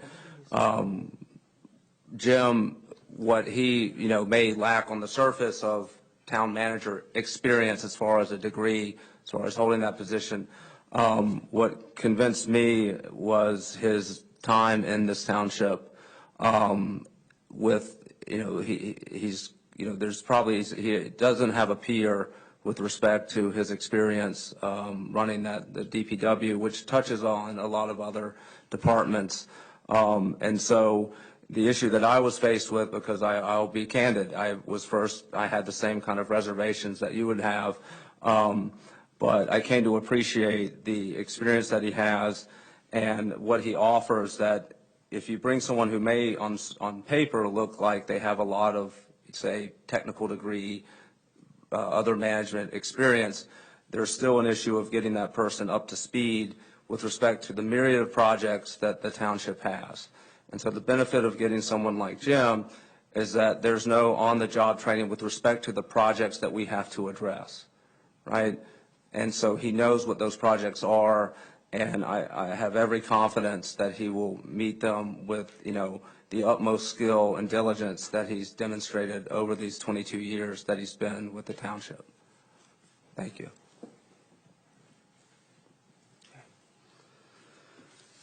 Okay.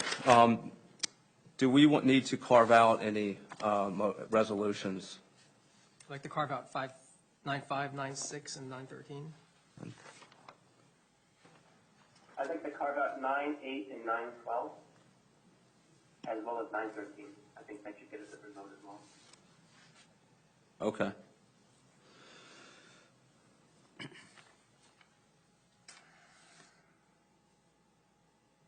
So the ones that we will have together will be 9.1 through 9.4 and 9.7. Is that right? Okay. And I'm sorry. Actually, I just had a question about 9, 8. I don't know if 10 you and talked 9, about 11. that. I'm sorry. And also 9, 9, 9, 10. Oh, 9, 10, 11. Got it. So Dan just has a question about it. So I guess we need to second it. We need to get it for a second before. Yeah, so why don't we take care of the motions that we did not want to, we do not need to carve out. And Roxanne, be careful when I say it, make sure I'm correct here. Those are resolutions 9.1 through 9.4, 9.10, 9.7. 9.7, and 9.11. Yes. Okay. 9.9. And 9.9. And 9.9. So may I have a motion to approve the resolutions that I just stated on the record? So moved. May I have a second? Second. All right, motion, may I have a roll call? Councilman Blumetti? Yes. Councilman Hertzberg? Yes. Deputy Mayor Clark? Yes. Councilwoman Quinn? Yes. Mayor Chiarella? Yes. All right, motion carried. Okay, so the first one that we need to, we're carving out is 9.5, is that right? 9.5 and 9.6? Okay, well, we'll take those separately. I have some questions, and I'm going to apply my questions to both 9.5 and 9.6.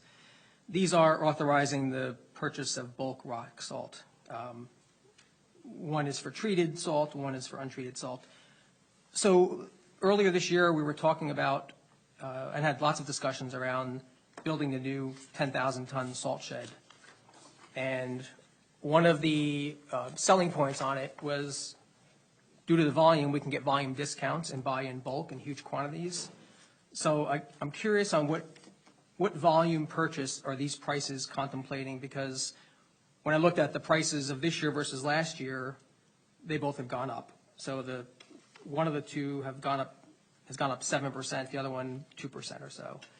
So can you explain, or someone explain, how we came to these prices, and is that based on how many thousands of tons of salt? And is there a way to leverage that new volume to get better pricing? Because these are worse pricing than last year. I understand there's inflation, but Sounds like less than inflation. Basically, if I 7%? may on No. this, again, salt is a commodity, considered a commodity, so it goes on the market rate.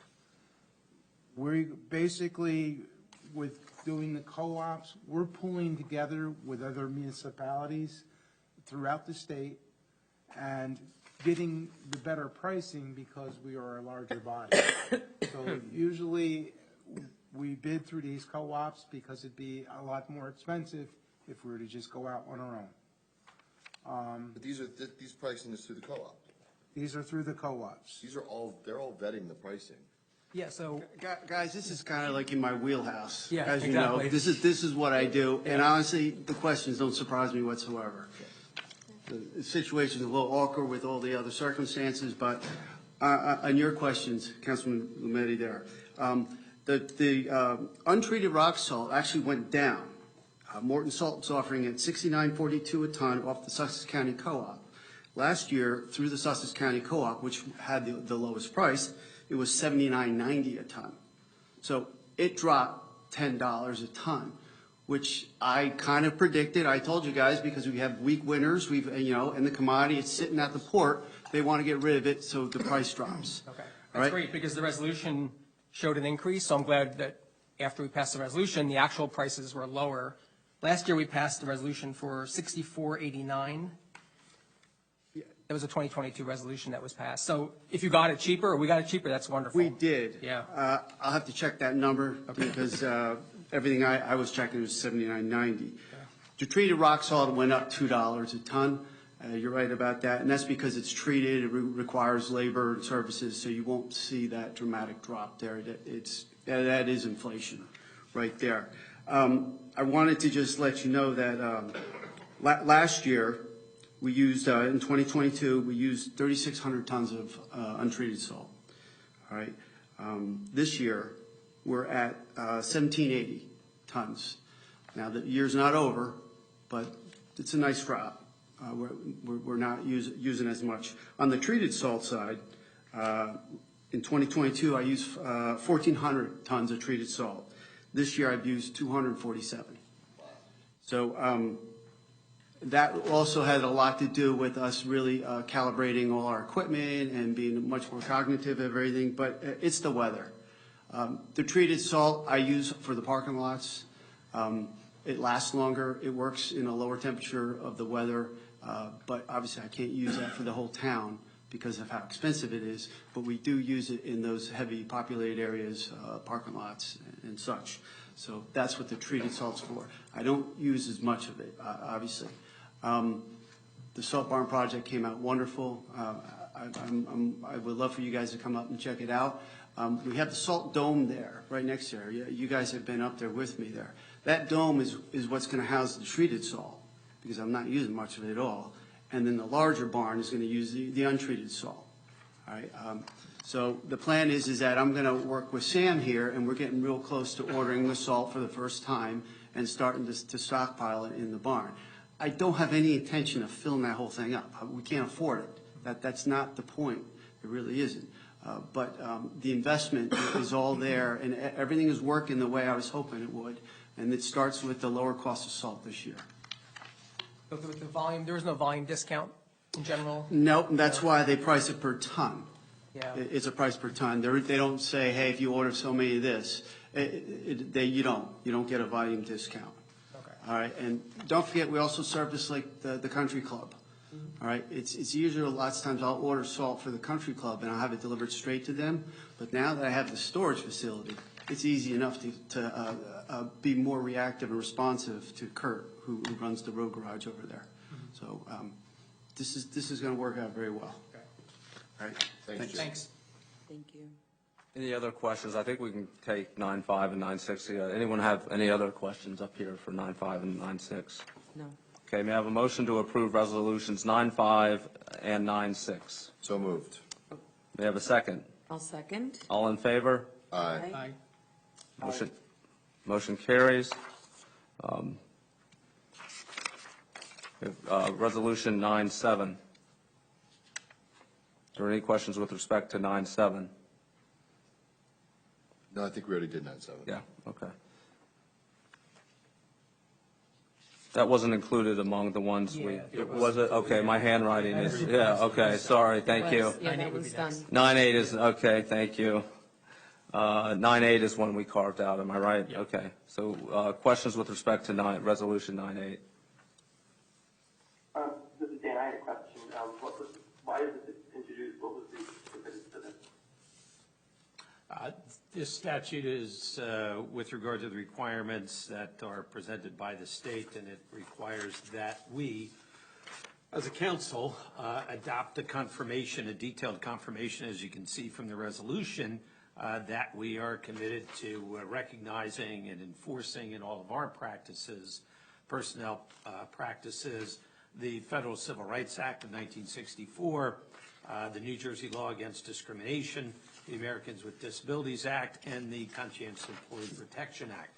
It also goes on to articulate a number of responsibilities that are overseen by the township manager and haven't been addressed within the personnel policy manual, and that includes establishing written procedures for reporting violations of the discrimination statutes I just reviewed, to protect against retaliation, to ensure that there are written procedures with regard to a complaint procedure, to ensure that there is monitoring of these practices by the township manager, and to ensure that there is at least an annual reporting by the township manager of the implementation of and the continuation of these policies, practices, and procedures.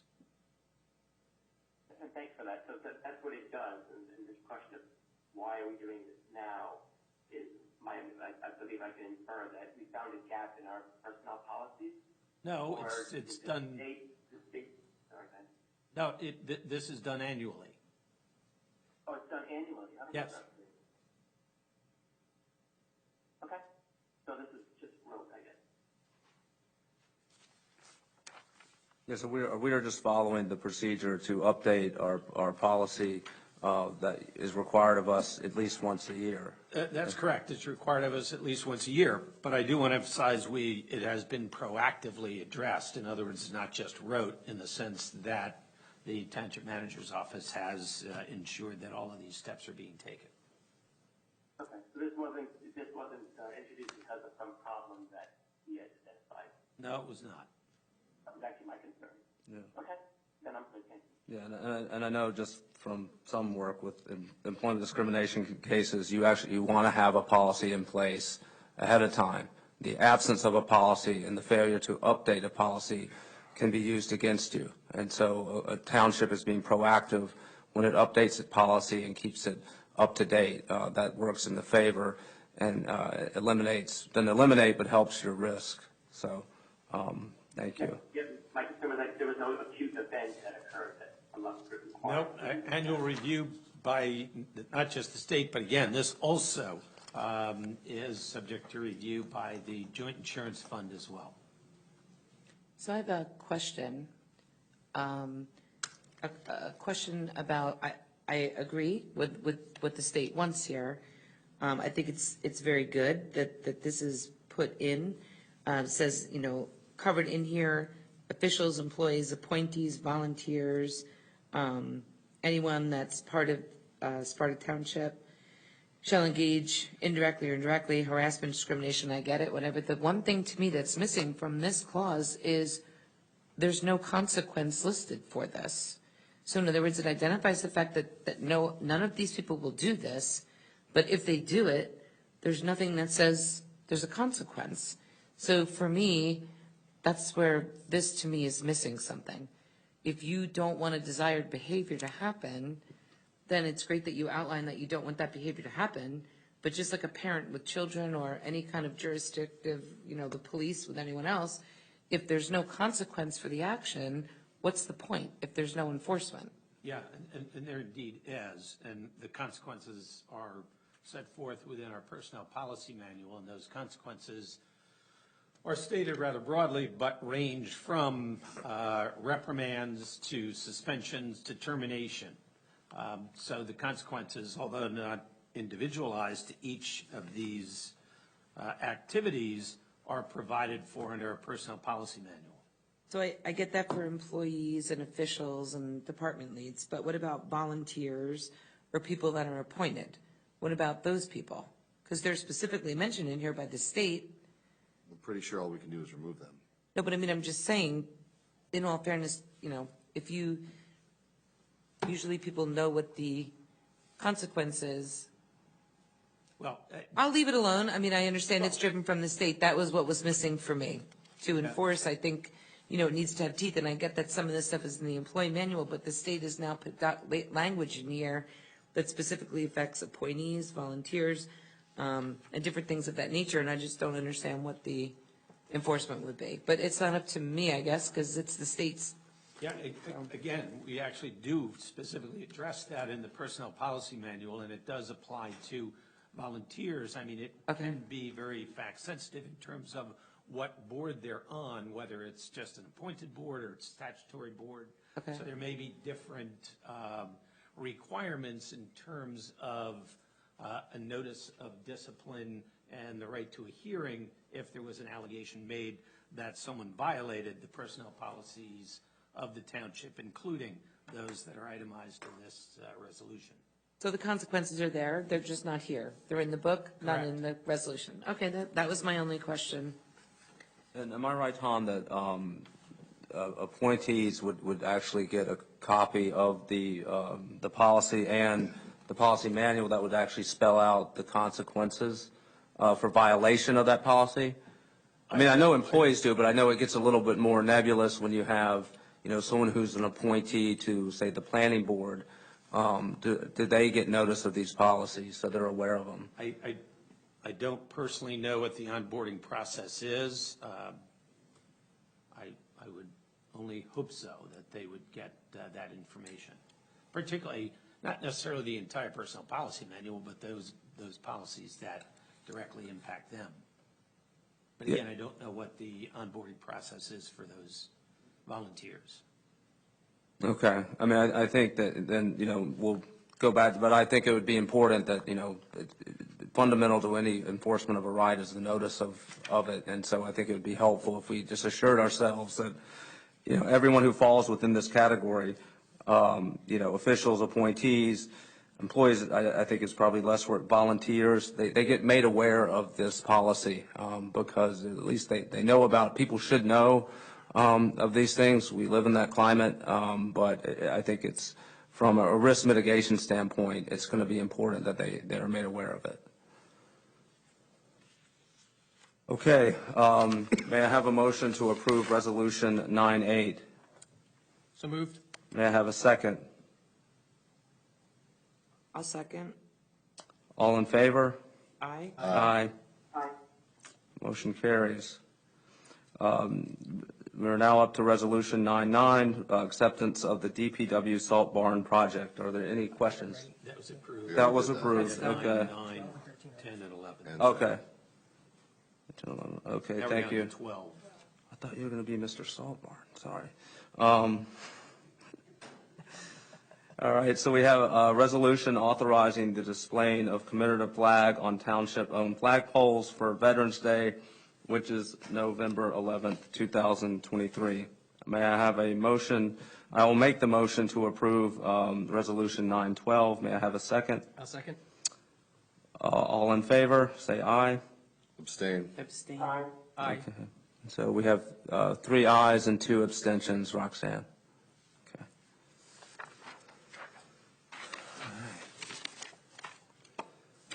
I don't think we did 9/11.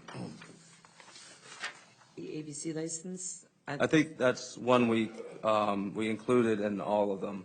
I had 9/1, 9/4, 9/7, 9/9, 9/5, 6, 7, 8, 12, not 11. We did 10 and 11 as part of the bulk. Together? What I'll call the bulk resolutions. Okay. I just want to make sure. Okay, thank It's you. a- No, I it's for a appreciate, license, I and appreciate council's help trying to keep this all straight for me. I appreciate it. All right, let's get 13 done. All right. 9:13. May I have a motion to approve Resolution 9:13? So moved. May I have a second? Absolutely, second. All in favor? Oh, sure. May we have a roll call vote? Councilman Blumetti, Abstain. Councilman Hertzberg, Yes. Deputy Mayor Clark, Yes. Councilwoman Quinn, Yes. Mayor Chiro. Yes. Resolution passes. Congratulations, Jim.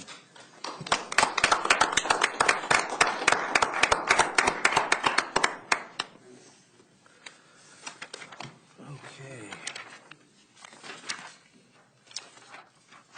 All right, we are now at council liaison updates. I will start to my far left. Councilwoman Quinn, do you have any liaison updates? I do have a lot of liaison updates, so hold on one second. Let me just get my stuff together here. You know what, start with someone else and just come back to me. No problem. I got discombobulated. Councilman Hertzberg, any council liaison updates? I have none. Okay, thank you. Councilman Blumetti, do you have any updates? Yeah, I'd like to update on the Environmental Commission meeting that last occurred. So 3 items. One is the commission reviewed Planning Board application 708 for Fluss Holdings, which is the former site of the application for Captiva development. This is at 53A Sparta Avenue. Also, plans for the open space and recreation plan are continuing forward. A request was made for a grant that was submitted now to the NJDEP Highlands Council by the township. And then third, last Saturday, the Environmental Commission ran a community cleanup event by Blue Heron Interchange and the parking area. And despite the weather, there was a great turnout, and it looks a lot better. That concludes. Thank you. Just one question. You said that there's a grant that you applied for the open space proposal. Could you just expound on that a little bit more? Yeah, so the Highlands Council has funds available to sponsor and support townships in the Highlands regions to conduct open space and recreation plans.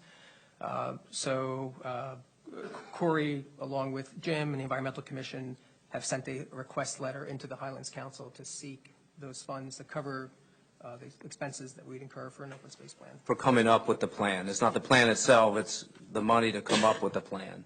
And then later, assuming you reach some kind of consensus on the plan, then what happens after that? Implementation? Yeah. Yeah, so implementation, it would need to filter in and flow into the master plan. So the Who's doing that first then? step is to create the open space plan.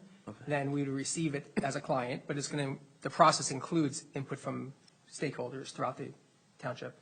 And I think then once- Councilwoman Quinn, you had a question. Yeah, I'm once, sorry. when I'm finished, please. Okay, sorry. When the plan is finished, then we'll receive it, and then we can review it, analyze it, decide if we want to take up any of the recommendations, and then the planning board also would be a recipient of that to see if it's part of they want to make it part of the master plan.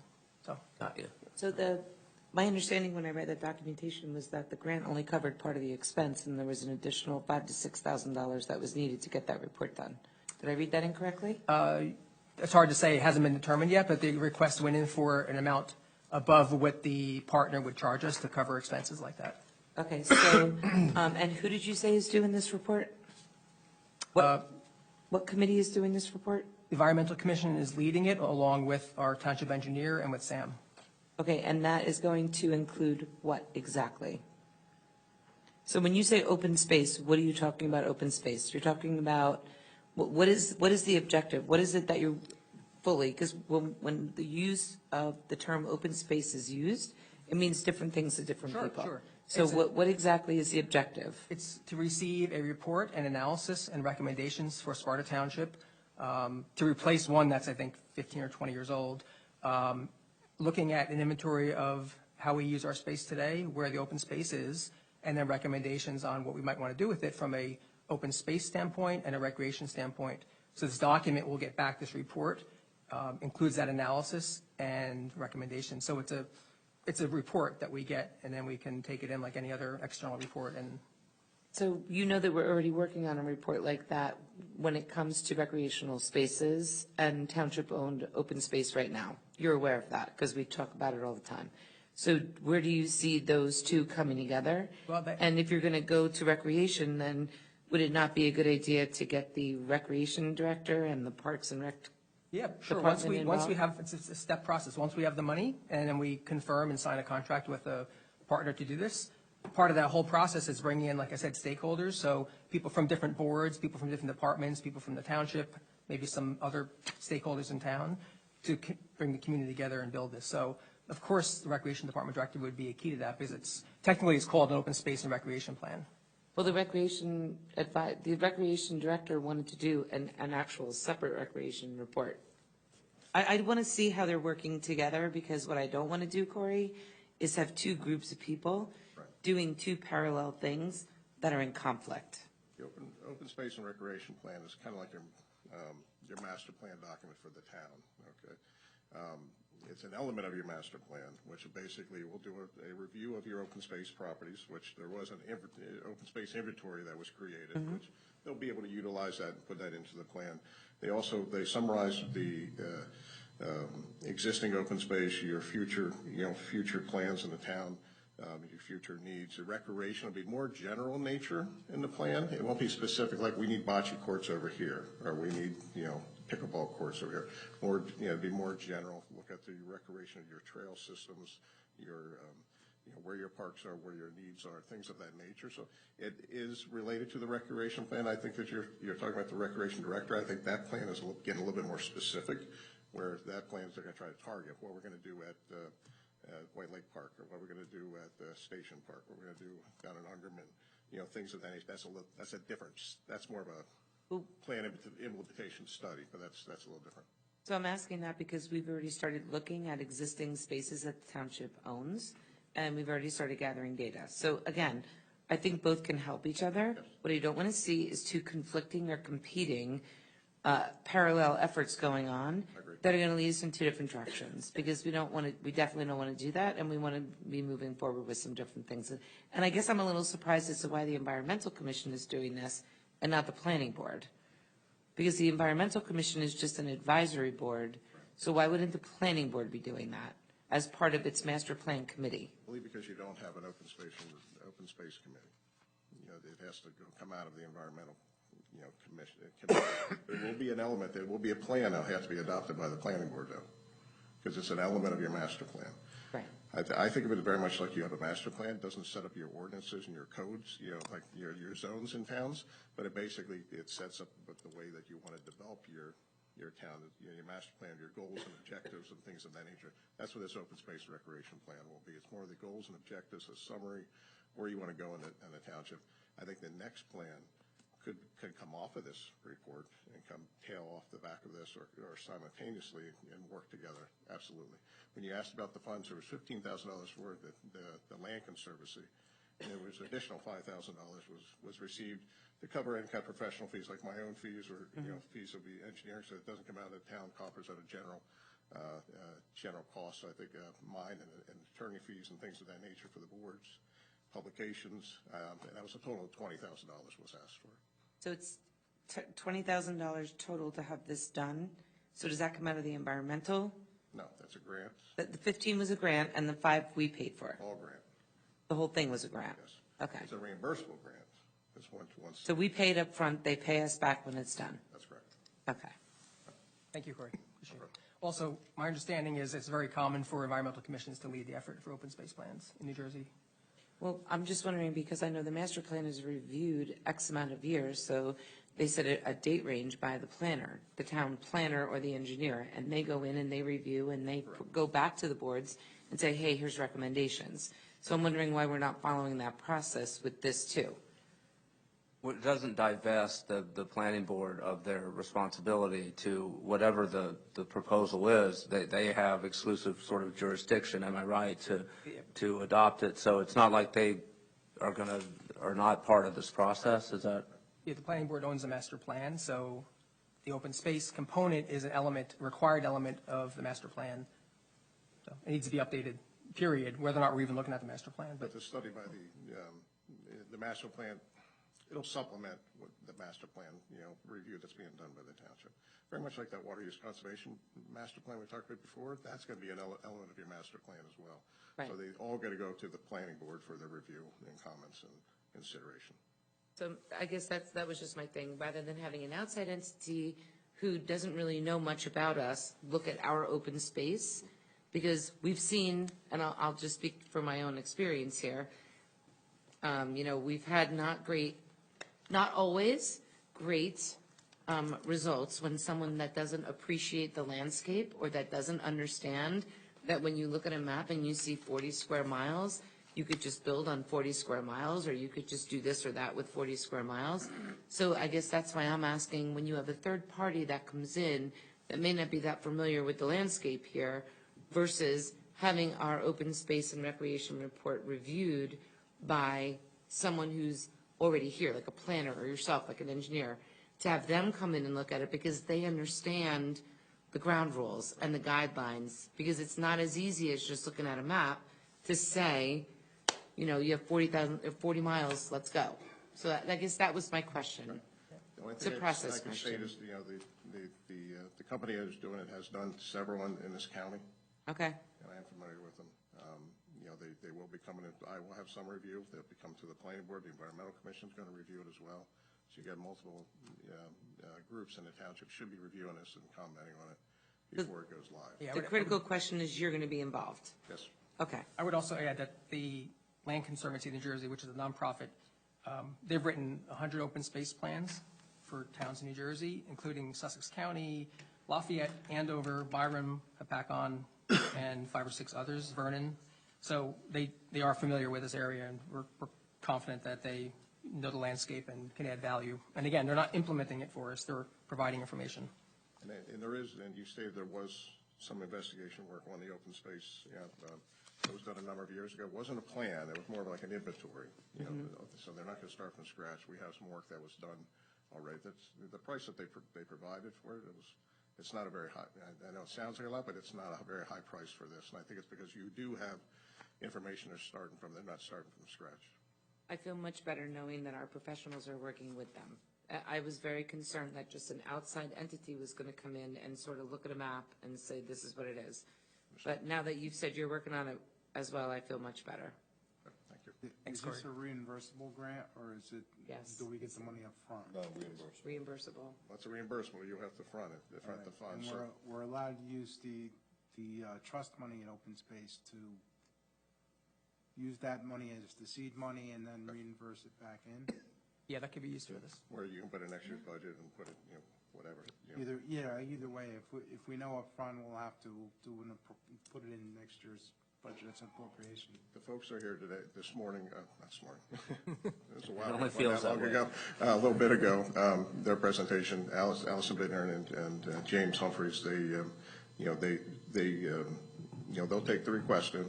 We gave them the request, and they put it in, for the Highlands Council for consideration. I think it goes when the council, meets again and approves their budget. If that gets approved, it probably won't be approved until December, I believe.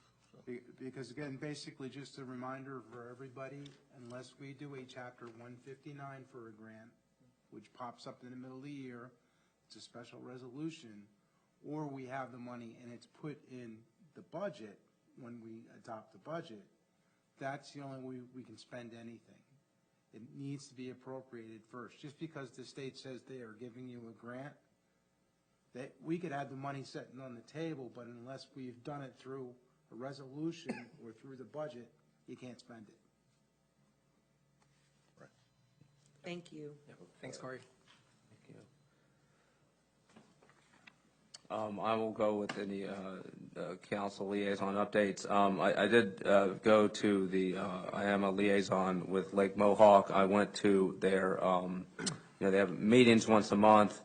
And it's kind of become evident to me that there are significant overlaps sometimes between the issues that we address here and that have effect on Lake Mohawk. And so what I suggested to them, and it's really up to them, which is it would be helpful, I think, if we knew we had, if they had a committee that would liaison with the council or, the township, so we know it's probably impossible to get consensus with Lake Mohawk, but rather than have it kind of ad hoc about, who's going to talk from Lake Mohawk on a traffic issue or, for example, short-term rentals, it would be helpful if Lake Mohawk would actually have a committee formed. And so I made that point to them last night. They will do with it what they will, but I think it would help as we, sort of streamline some things that we can, get an idea who we should be talking to there instead of doing it kind of, catch as catch can. So that's my liaison update with that. With respect to the rec committee, I know Councilwoman Quinn and I are working on that. We are having a meeting in November where we're, kind of rolling up our sleeves and figuring out what kind of recommendations we would like to make with respect to, our recreation opportunities. And the town will be taking a lot of information, but we have a great committee. So that will happen next month. With respect to the 250th anniversary, the Rev Committee, I mentioned, and I need to remind and do this, that there is grant money for this committee that we should apply to.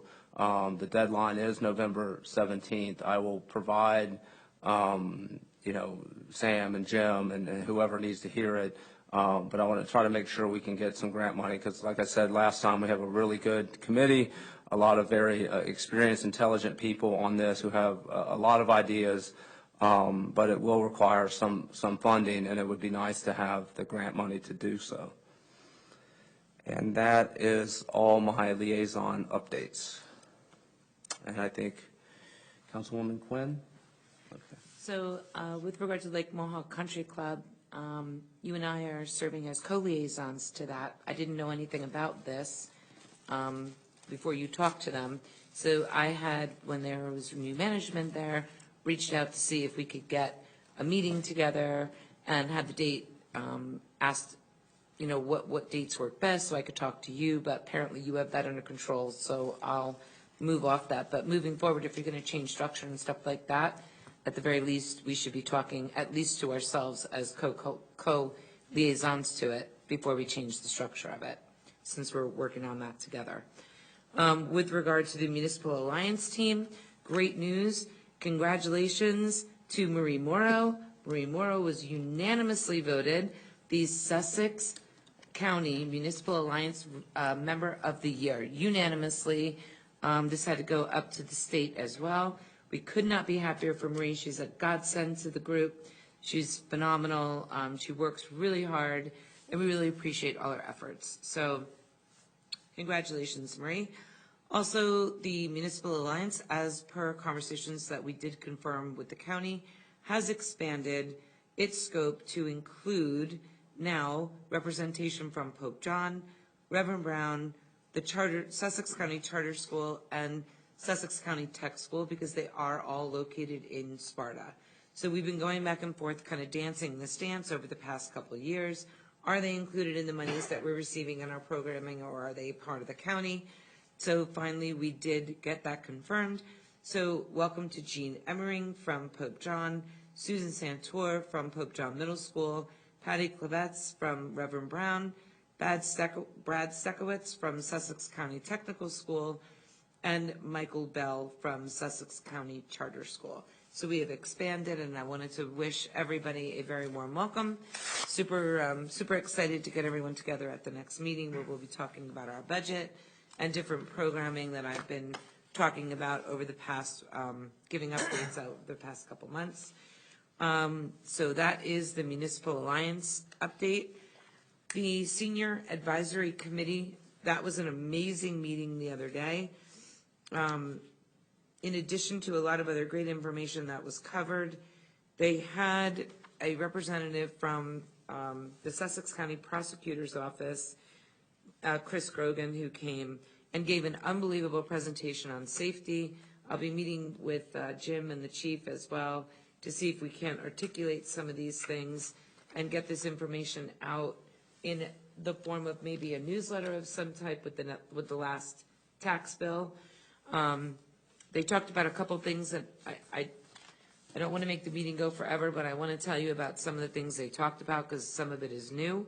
This was mainly around, it all had to do with crimes that are on the rise in New Jersey.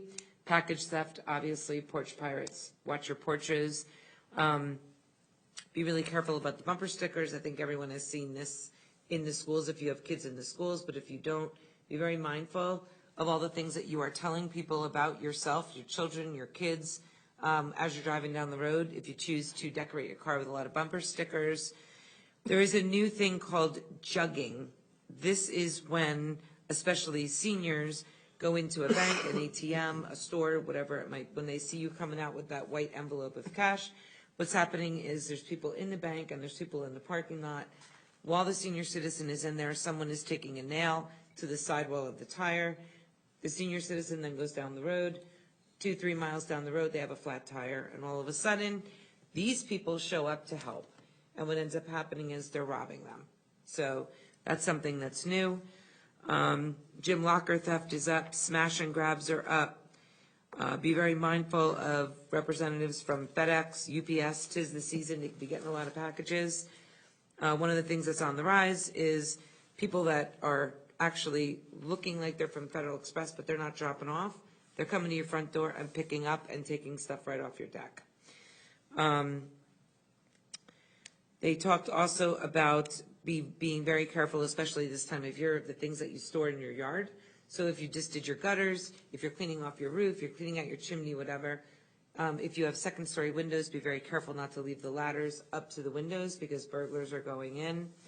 And also be very mindful that if you do see something else that's on the rise is thieves are putting cameras in people's woods and around their houses in inconspicuous spaces, so they're actually surveilling people that live in the homes. So if you do see something that doesn't look like it belongs on your property, please call the police right away. Also, something I want to share with everyone, this is not a safety thing like we were just talking about, but he specifically spoke about snow blowers as well. 'Tis the season to start using those. Hopefully, Jim, soon we can use that salt, get some snow. But what he said was, and it was a reminder to everybody, a lot of people don't realize when you turn your snow blower off, if it gets a stick or a rock or something gets stuck in there. He said a lot of them, because they're wound up so tight with the torque, that what they're seeing is, they saw last year, a rise in people getting their fingers cut off, because as soon as you release whatever it is, the blade flips backwards. So just be really mindful of that. I have a whole list of stuff. I'm not going to go on anymore, but those are some of the main things that I really wanted to share with everybody that were talked about at the senior meeting. Something else is for seniors to notice. Medicare open enrollment is going on. The Sussex County Senior Services Department has a complete staff to help people navigate this. If you know someone who is struggling with putting together their Medicare package for this year, you can reach out to them and they'll walk you through it. Salute 07871. There's the Veterans Day tribute on November 10th at Bentley Assisted Living. There's also the Veterans Appreciation Dinner at Sussex County Community College, Friday, November 10th. There's also some new programs that are going on. Veterans Day is coming, as we were just talking about.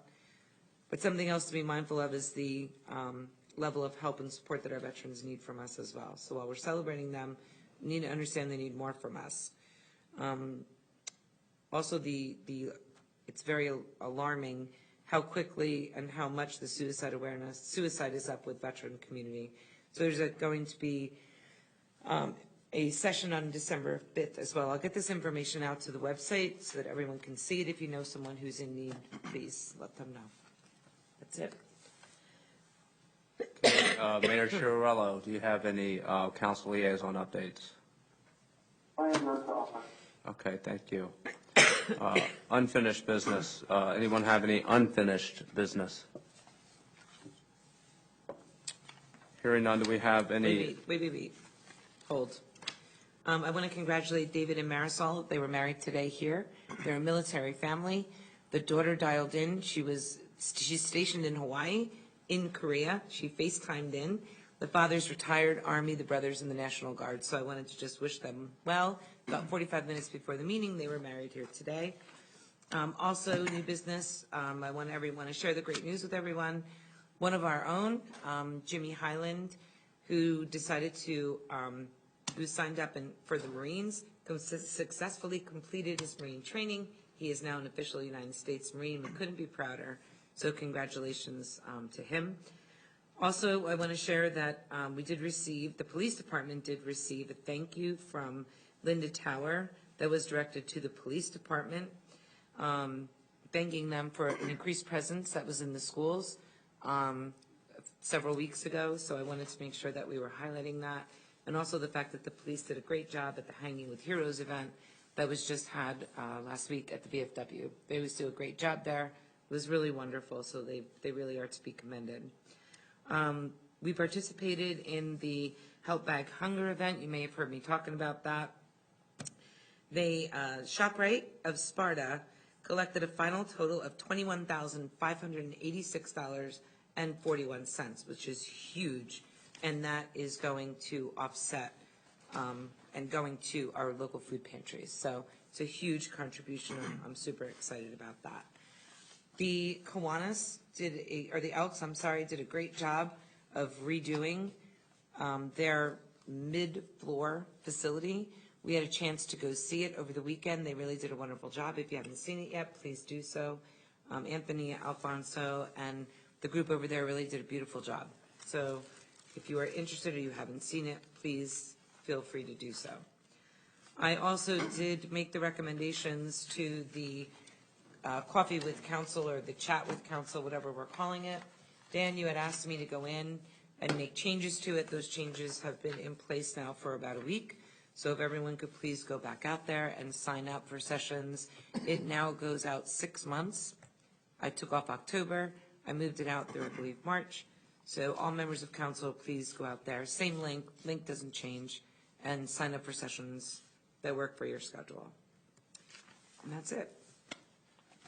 Thank you, Councilwoman Quinn. So I think we collapsed unfinished and new business. So Councilman Hertzberg, do you have any? Councilman Blumetti, any unfinished or new business? Yeah, I do. Last week I had the pleasure of attending the monthly Sparta Chamber of Commerce meeting. I saw Josh there when I arrived. There were some good conversations. Our Environmental Commission chair shared information about Green Business Initiative. I would like to clear up some information from the public on questions that arose. I and the Planning Board Site Plan Waiver Subcommittee were criticized for allegedly giving someone, Josh knows, a hard time with an application for a new business they wanted to open. My answer then is the same as now. We follow the land use laws. The municipal ordinances, our comprehensive land management code 18-4.2 C and D clearly prohibit the minor site plan subcommittee from approving waivers and variances in any land use applications, which is what this applicant needed. This is nothing new. It's been the law for many years, and this is generally known by anyone or everyone on the planning board. So I was kind of surprised by that question. Secondly, Josh, you asked me about the Business Development Committee. Question was about the scope change, which, again, was a little puzzling because we worked on all this together as a council, the new framework. I didn't ask you any question about that. It was Stan? Stan Push? Yeah. You followed up on Stan's question. Stan asked it initially, then Stan pushed, and you asked the follow-up question about the scope. Okay, I'll rephrase it. You asked a follow-up question on the scope and the framework for the Business Development Committee. And again, we unanimously voted on this back in May or June, and we formed it together. So, you know, excuse me, I'm speaking. I'm asking, what is a Citizen Development Committee? The BDC, Business. Okay, that's the business. Sorry, Business Development Committee. So you have me confused, so I just Okay. want to make sure before you go Okay. further that I understand what you're talking Sorry, about. I might have. Don't be so defensive. I might have been unclear. What, I just want to make sure that I'm understanding what okay, you're saying, the that's all. BDC. Sure. So we did this in May or June together, and it was unanimously voted, so I'm curious why there was a follow-up question on the scope now. And What was the question that you're talking about? Stan asked, why did the scope change? And I gave him an answer, and you followed up on that saying, why do you think it changed? Why do we need to change it? Why did we change the Economic Development Committee to the BDC? Because I didn't ask you any of that. You did. You asked me about that. I was there. I know exactly what happened. I was there I too. didn't need to ask you. I was wondering why you asked me. As I told you, we worked on it together, Josh. Anyway, then the question was also, why didn't we have our first meeting? I know there's 8 or 9 members already appointed and waiting, and I couldn't answer that question either, because you're the one that's your liaison for it. You're kind of championing this, and it's been since May or June. And Sam knows. I talked to him at the meeting. He was trying to figure out which staff member to use. Then we emailed. He said, okay, they're going to pick one. And I emailed him again and said, can you have them reach out to me? Which he followed with an email to that person saying, you need to contact them. It's not like I've been sitting here waiting for magic to happen.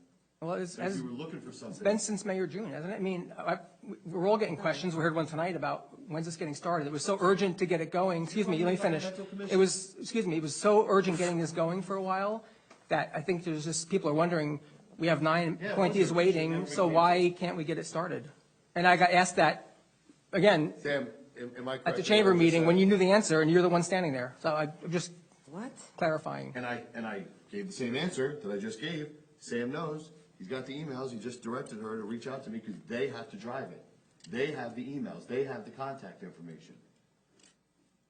Yeah, it's again, it's been That's since not May or just June. making stuff up because I'm not making up. no We one have asked you a people that were question. there. You did You ask were the question. embarrassed I was at the embarrassed. Actually, I meeting. handled it really well. I got 4 outreaches in the next hour or I two think- saying that it was a little ridiculous and that, Oh, well, yeah, 4 out of 20.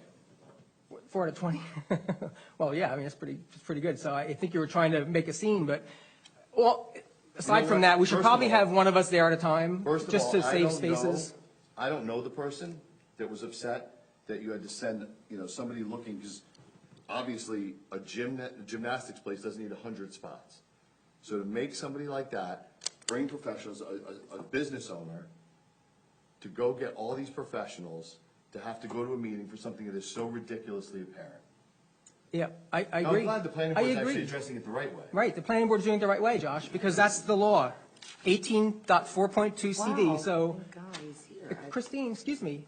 I don't have to excuse you. Yes, well, yeah, well, No, I then don't. don't interrupt. You're being Don't rude, interrupt. and you're being really. You were on the subcommittee. Listen to I'm me. I was answering on a the question. planning I don't board care for like right now, 8 right? I'm saying that you never do. the law You're is so busy saying that we talking, can't you don't do hear that. anything anyone Listen, says. I think we need to have, I mean, I'm a gavel to show order, all right? We need to have order. You've all made your points, and I think we should move on. That's fine.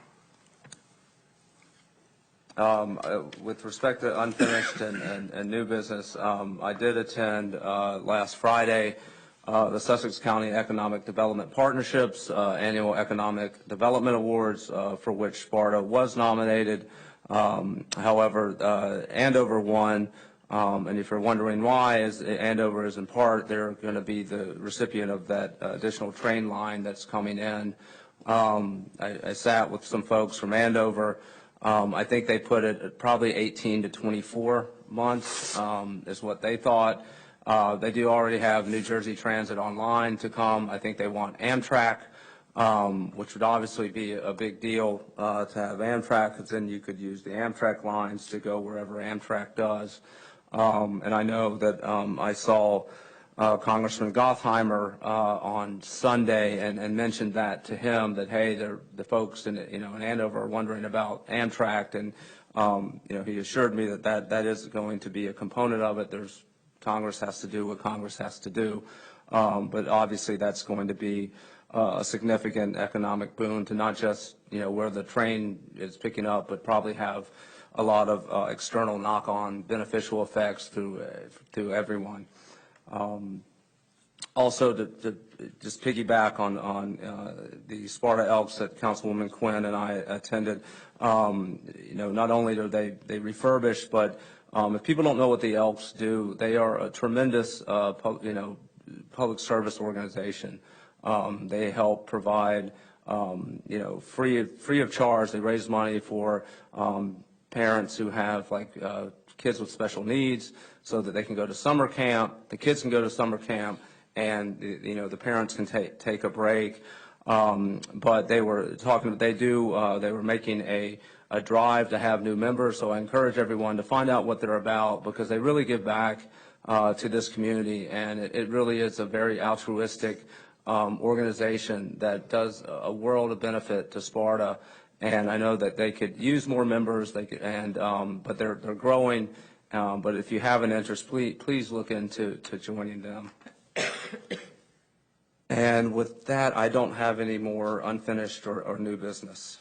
One other thing, we did have a health meeting this past week on Friday. And if anyone knows anyone that is aware, I've been mentioning this here, the county has great services for children, family and children's services, and they have an autism awareness and an autism program that's going to start running. So if you are interested or know someone that is, there's a screening and a program that's available from the county. Please take a look. That's it. Okay. Sorry. Anyone else with unfinished or new business? Okay. The only thing I would offer is that I think or at least mentioned tonight that it looks like we will likely cancel our next council meeting, which would have been regularly scheduled for the 14th. I'll confirm that today. And part of that cancellation, Dan, is because there will be a significant number of council people attending the annual League of Municipalities. Is that right? Yes. Okay. Does that need action by the council to cancel the meeting? No, it doesn't need any formal action at this time. Okay, did you hear that? You noticed it, right? We haven't noticed it yet. Okay. All right, anything else, Dan? That's it for me. Okay. We're now open to the public. So we have, again, be mindful of the 3 minutes. Am I allowed to have another topic? I don't know how that. Yeah, go for it. Okay. A little comic relief, maybe. It's nice to see you guys really engaged. I hate people who constantly talk about the old days. So having said that, let me talk about the old days, okay? Well, 25 years ago, the Lake Mohawk trustees and the council were like this. You can't believe the hostility, the animosity, and it was to the detriment of everybody's best interest. So I was a trustee, and a trustee decided to have somebody run for council. I got the short straw. So when I went on, one of my major objectives was to try to soothe this relationship for mutual benefit, and not just me, but overall we managed to do it. And it's important, as you talked about and Chris talked about, to have connections between the council, trustees, or whatever. What really helped was have direct one-to-one between the township manager and the club manager. It got to the point where they had lunch once a week, once a month or something, talking on the phone all the time. It overcame all the animosity to the point that when they had to do a new dam for the club, which is a big expense, the town was willing to either underwrite it or co-sign, I'm not sure what the right word is, save the great deal on the interest rate that they got. this is not coincidental, but they're about to have to build a new bridge. More importantly, you've got a new manager, good luck to you. New manager, they have a new manager, it'd be a perfect time for the two of them to, I don't know how you feel about that. Well, this is John Stanley, right? No, it's a new guy, Bruce Young. See, that's the, unfortunately, Mike, that's the problem, is the country club is going through a whole bunch. Oh, yeah. When I was there, it was Fran Smith.